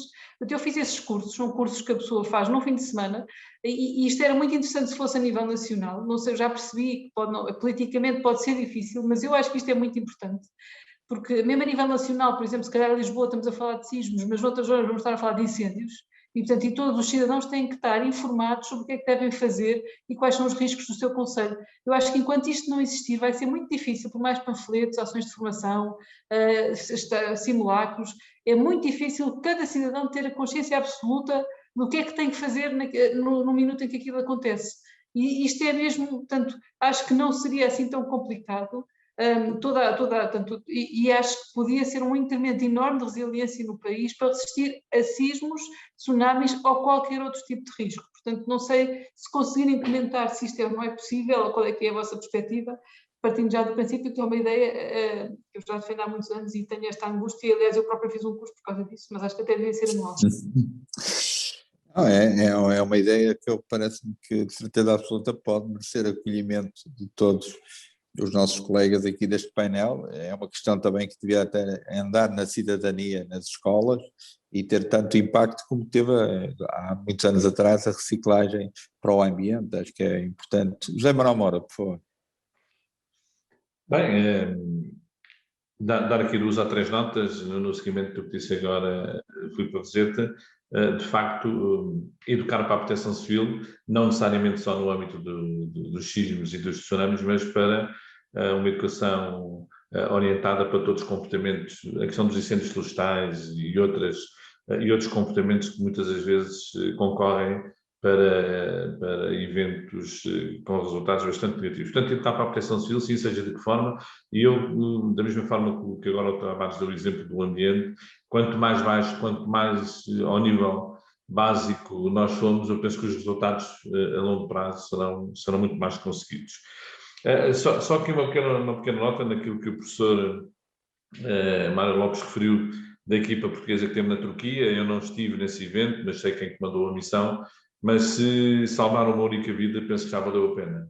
E, portanto, ainda que seja só uma pessoa, e foram 45 dias de facto de intenso trabalho, mas é isso mesmo, muitas das vezes somos projetados para cenários internacionais onde somos impotentes perante a dimensão do evento. No caso de Fukushima, o colega que desfiou a missão com quem tive a oportunidade de falar, ele não me conseguia descrever o que estava a ver e o que assistiu. Foi de facto de uma impotência permanente. Eu devo confessar que passei por uma réplica de 7.7 e, como o professor bem conhece, é um abanão de um forte aval. Eu ia com o sueco, eu só saímos do carro, fomos para o meio da rua, centrámos no eixo de via, mas se aqueles edifícios colapsassem, não tínhamos qualquer hipótese. Nós somos peritos na resposta, mas o durante somos todos iguais, né? Ficamos todos fragilizados. E de facto, o sismo e, sobretudo, onde há liquefação, é um fenómeno natural, de facto, de uma violência extrema e a nossa capacidade de reagir é, de facto, muito, muito comprometida. O comandante Luís Filipe deu ali uma nota de saber quem é que comanda. Isso parece-me que está muito bem esclarecido. E, portanto, o princípio de unidade de comando nunca pode ser pervertido, independentemente da dimensão do evento. É evidente que, dir-me-á, o Corpo de Bombeiros que o meu amigo comanda ficará inativo ou o senhor poderá ficar até inoperacional por força do evento sísmico da sua área metropolitana. Pode ficar. Mas o tal plano de emergência prevê quem é que o deve substituir. A pena é que isto não tenha a ser praticado. E isto pode ser em CPX, ou seja, conceito de exercício em sala. Ou seja, o fulano de Campo de Ourique, o fulano de Ericeira, o comandante de Mafra, o comandante de não sei quanto. Olha, se isto acontecer, se eu ficar em nome, e fizemos isso várias vezes, fizemos isso em Torres Vedras, fizemos isso em Setúbal. É pena que tenha... Houve agora um senhor, um caro companheiro que nos está a acompanhar, João Ferreira, que nos mandou agora um e-mail a dar nota de que já tinha feito a pergunta para a Proteção Civil e disseram que, de facto, o PIRS, o tal Plano Especial de Emergência do Sismo, está em revisão. Ora bem, por alteração da legislação que está em revisão. Mas esta era aquelas coisas que devia não ficar na gaveta e ter uma capacidade de aceleramento maior para que isto pudesse ter resultados mais conseguidos. E também, com uma nota final, dar nota de que, no sismo, os primeiros a salvar são os que se salvam. Ou seja, aqueles que se salvam são os primeiros que vão prestar o socorro ao seu vizinho, à sua família, porque, de facto, como disse bem, a primeira intervenção, o primeiro socorro, está seriamente comprometido na área de atuação onde o evento se der. E, portanto, aqueles que se salvam são os primeiros a salvar, são os primeiros a estar preparados, daí a tal educação que também é fundamental para poder preparar as pessoas para estender uma mão ao seu vizinho, ao seu amigo, ao seu familiar, numa situação de um risco que é natural e que, de facto, que é tremendo e de uma dimensão muito significativa. E fica a minha por aqui, disponível para qualquer esclarecimento que entenda oportuno. Muito obrigado. Muito obrigado, Zé Manuel Moura, pelo seu contributo. Eu passava então agora ao professor Mário Lopes. Bom, eu peço desculpa, eu quando falei devia parecer assim um bocadinho a falar à pressa, estava-me preocupado com o tempo e acho que deve ter sido o que falei mais. mas vou aproveitar aqui para dizer mais, a complementar um pouco coisas que não disse e gostava de ter dito. Antes deste debate começar, o professor Joaquim Sarmento tinha falado também como é que fica a questão do day after, depois do sismo, se era pior o sismo ou depois do sismo. Isso tem a ver, em relação, digamos, às vítimas mortais, como eu disse, obviamente o pior é a altura do sismo. Em relação à economia, depois é que nós vamos ver o que é que vai acontecer à nossa economia. Mas o ponto da questão é que a solução, tanto para evitar os danos económicos como para evitar as vítimas, passa sempre pelo mesmo. É pelas políticas preventivas e pela construção de edifícios e de infraestruturas que resistam aos sismos. Quer dizer, não nos interessa deixar acontecer o pior e depois ir ver como é que se remenda. O nosso problema é sempre, peço desculpa, o problema é sempre a prevenção, é daí que está o principal. Quer dizer, não há proteção civil nenhuma no mundo que nos valha se nós não investirmos na prevenção, porque isto depois tem uma dimensão de tal ordem que a proteção civil fica impotente para atuar e para evitar a maior parte dos problemas. Portanto, isto ou é tratado previamente, ou então, se vamos pensar só no que fazemos a posteriori, não chega. Agora, também há uma coisa que as pessoas às vezes não têm bem a noção, os leigos em geral, é que a engenharia não garante probabilidades de colapso nulas quando se faz um edifício, quando se faz uma infraestrutura. E mesmo que o edifício esteja bem projetado, se há um armário que caia, pode partir a espinha a qualquer pessoa que esteja ali embaixo. Portanto, as pessoas podem morrer devido a outras causas. E, portanto, tudo isto, no fim, deve funcionar em conjunto. Ou seja, nós precisamos da proteção civil, das políticas preventivas, porque a engenharia sozinha não vai resolver isto tudo, vai resolver a maior parte do problema. Eu vou só dizer uma coisa que dizia um engenheiro, não era português, que era: se num país existir um regulamento que preveja o cálculo sísmico das construções, isso vai diminuir o número de mortes e os danos em 10 vezes. Se houver uma fiscalização que fiscalize se esses regulamentos são construídos, ainda reduz mais 10 vezes. E mesmo assim ainda vai haver gente que dentro da casa vai apanhar com armários, com vasos, com vidros, vai haver feridos que têm que ser transportados ao hospital e que, se não forem transportados ao hospital, passam a mortos. E aí a proteção civil é importante, e no apoio aos sobreviventes. E depois, a proteção civil, reparem, as agências de proteção civil têm responsabilidades que variam de país para país. Nos Estados Unidos e em Itália, eles têm responsabilidades ao nível das intervenções na própria construção, nos regulamentos de construção e no reforço. Em Itália, a proteção civil, creio que trabalha no reforço das escolas. E, por exemplo, em 2012 houve cá a Conferência de Engenharia Sísmica, e em Itália, na proteção civil, eles têm um departamento para esta questão do sismo, que é chefiado por um colega meu, um académico, e nós de vez em quando falávamos, e ele em 2012 dizia: o meu problema é que só tenho 1.000 milhões de euros para os próximos 7 anos. Agora, comparado com Portugal, que não temos praticamente nada, eu achava aquilo uma maravilha, não é? Ter só 1.000 milhões de euros para 7 anos. É evidente que a Itália é um país maior, também tem um PIB maior, e portanto 1.000 milhões de euros em Itália não são 1.000 milhões em Portugal. Mas se calhar 1.000 milhões de euros em Itália eram 100 a 150 milhões de euros em Portugal. E nós cá não temos esse dinheiro para fazer as coisas que devíamos fazer a nível de reforço de algumas infraestruturas básicas. Depois, outra coisa que eu acho que é importante, que a gente não fala muito, é que as opiniões públicas nos países desenvolvidos cada vez mais exigem dos governos não apenas o controle, digamos, dos danos como vista a reduzir o número de vítimas, mas também o controle dos danos económicos. E aí as redes de infraestruturas e a indústria são muito importantes. E nós estamos com dezenas de anos de atraso nesta matéria, porque a nossa legislação técnica para o cálculo sísmico só se aplica a estruturas de engenharia civil. Nós deixamos de fora os equipamentos eletromecânicos e tudo o que é coisas industriais. Não quer dizer que não se faça nada. Faz-se pouco, mas falta regulamentação, falta vontade e faltam políticas nesse sentido. E, no limite, falta vontade política. Eu vou-vos dar um exemplo. Há uns tempos andava a estudar o risco sísmico numa zona do sul do país e havia uma conduta de água extremamente importante que estava junto à costa e que, se houvesse um tsunami, mandava a conduta para o meio do Alentejo. os prejuízos, se aquilo acontecia, seriam gravíssimos, porque parava uma série de indústrias. E quando falei com o engenheiro da empresa que geria, digamos, o sistema de abastecimento de águas, eu perguntei assim, mas olha lá, porque é que vocês não resolvem isto que é tão fácil? Pescavam aqui uma vala e enterram a conduta. E ele disse-me, olha, escusa de pensar nisso que ninguém vai fazer isso. Eu disse, então porquê? É porque o administrador da empresa está cá por 3 anos e ele daqui a 3 anos tem que apresentar resultados económicos ao ministro. E o ministro tem eleições no máximo em 4 anos. Eles querem lá saber do seu sismo que você não sabe quando é que acontece.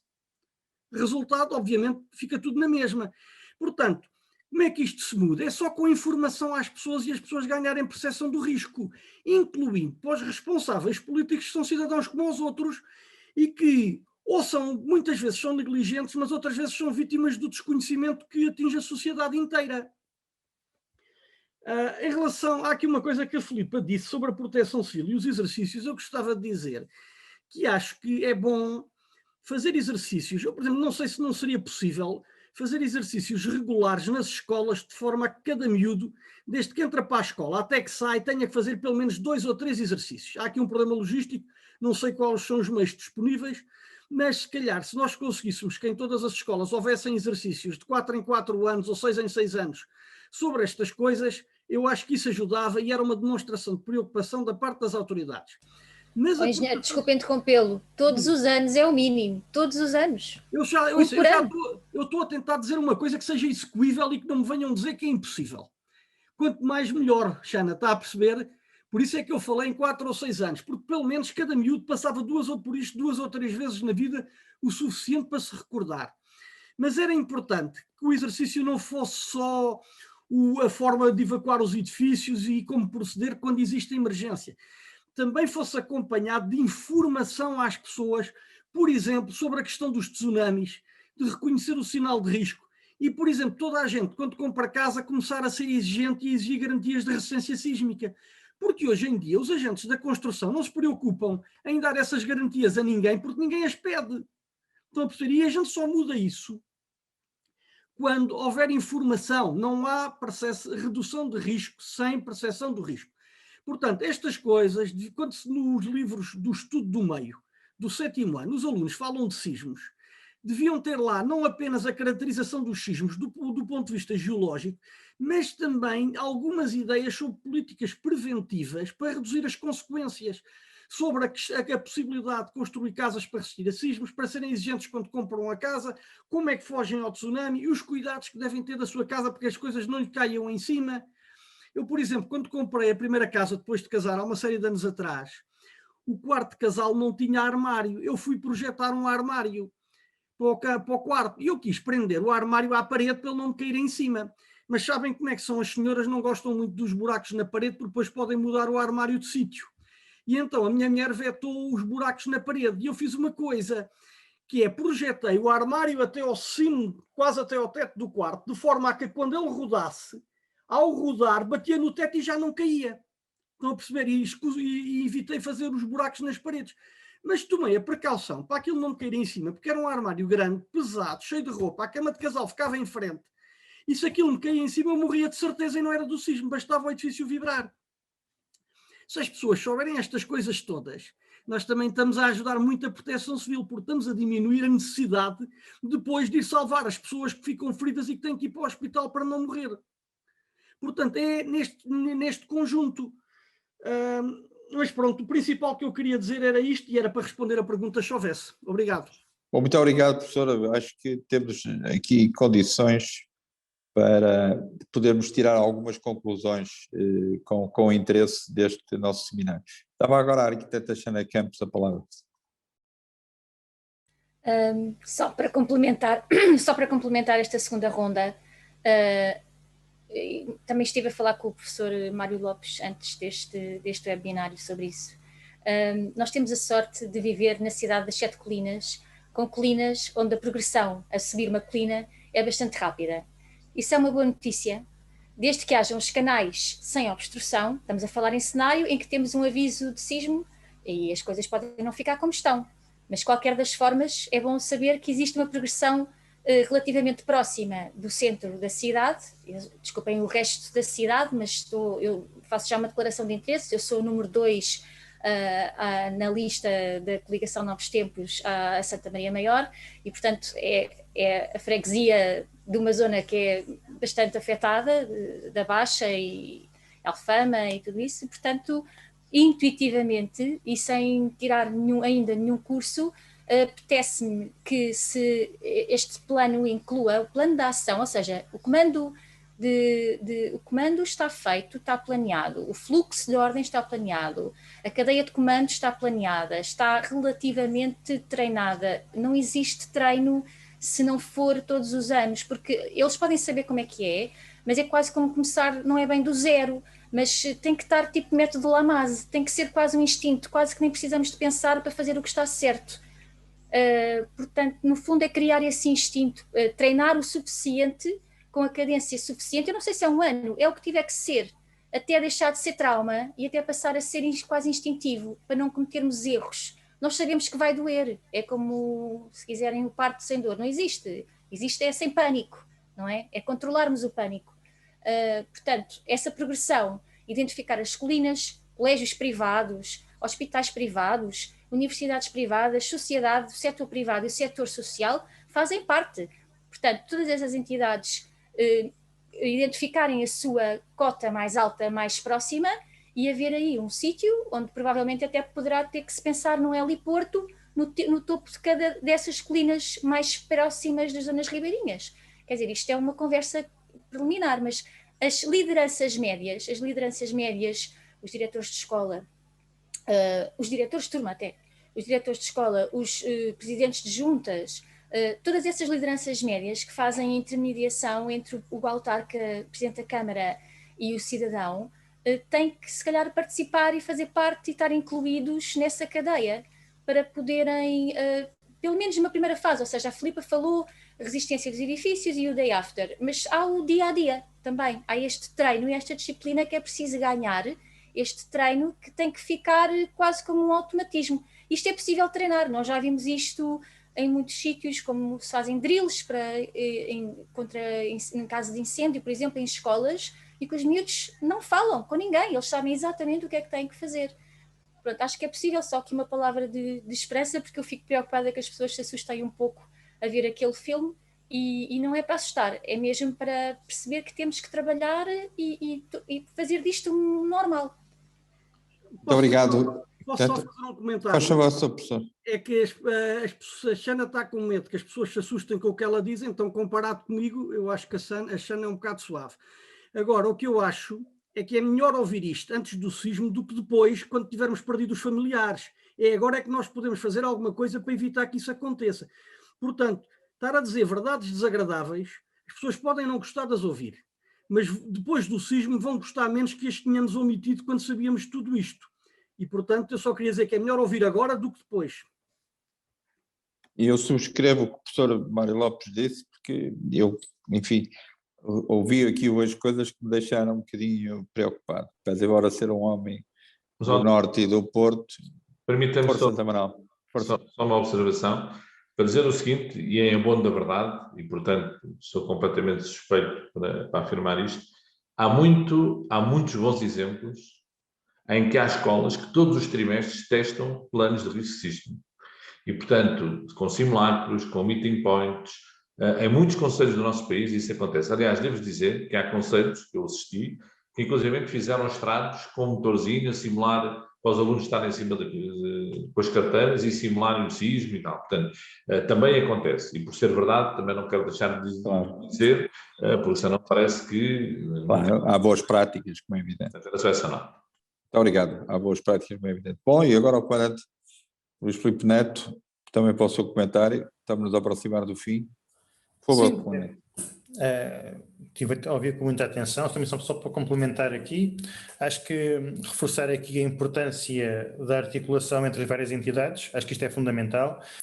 O treino, falamos aqui do treino da população, das comunidades escolares, que é fundamental, mas também é importante reforçar o treino das próprias entidades que prestam o socorro.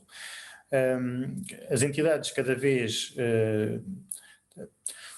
Existem mais entidades que há uns anos não haviam, por exemplo, a entrada da GNR veio reforçar uma estrutura nacional que veio reforçar e projetar com uma capacidade muito musculada numa intervenção que venha a existir e complementando os bombeiros.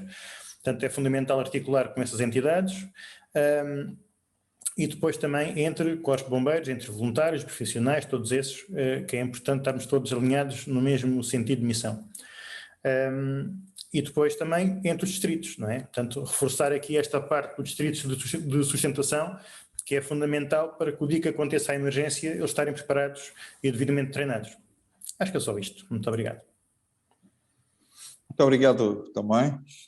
Penso que chegamos ao fim, foi um debate interessantíssimo, um colóquio com painel de luxo e que mostra bem que neste domínio do SEN, e nomeadamente o SEN de Lisboa, andou bem, por isso meus parabéns ao António Delicado pela escolha das pessoas, dos oradores, e para mim parece-me que sai daqui esta ideia da Filipa Roseta, que mereceu um comentário favorável praticamente de todos, no sentido de se poder colocar também na agenda política esta preocupação. E já que estamos em tempos de autárquicas e que Lisboa aparece no centro disto e já dá algum sinal, parece-me que era importante que nós conseguimos fazer chegar ao grupo parlamentar do PST e à liderança do PST também estes assuntos, porque a opinião pública não tem muito esta percepção.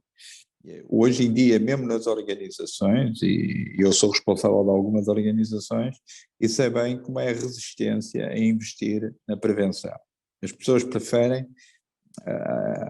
enfim, reagirem e não agirem. E as próprias autoridades públicas, as autoridades de inspeção ou de regulação, preocupam-se com os tais 10 centímetros que falava a Filipa Roseta e não com a sustentabilidade das coisas. Portanto, não há prática nos vários equipamentos, e temos alguns que são pesados e que, se formos saber, hospitais e outros, aquilo que o professor Mário Lopes disse da expansão na zona ribeirinha de equipamentos como os hospitais, para mim é uma surpresa, porque eu não imaginava que este assunto tivesse estudado e, mesmo assim, a resposta tivesse disso no outro sentido, e acho que temos que haver aqui alguma consciência de toda a gente e de todos os cidadãos, como é evidente. É tal problema.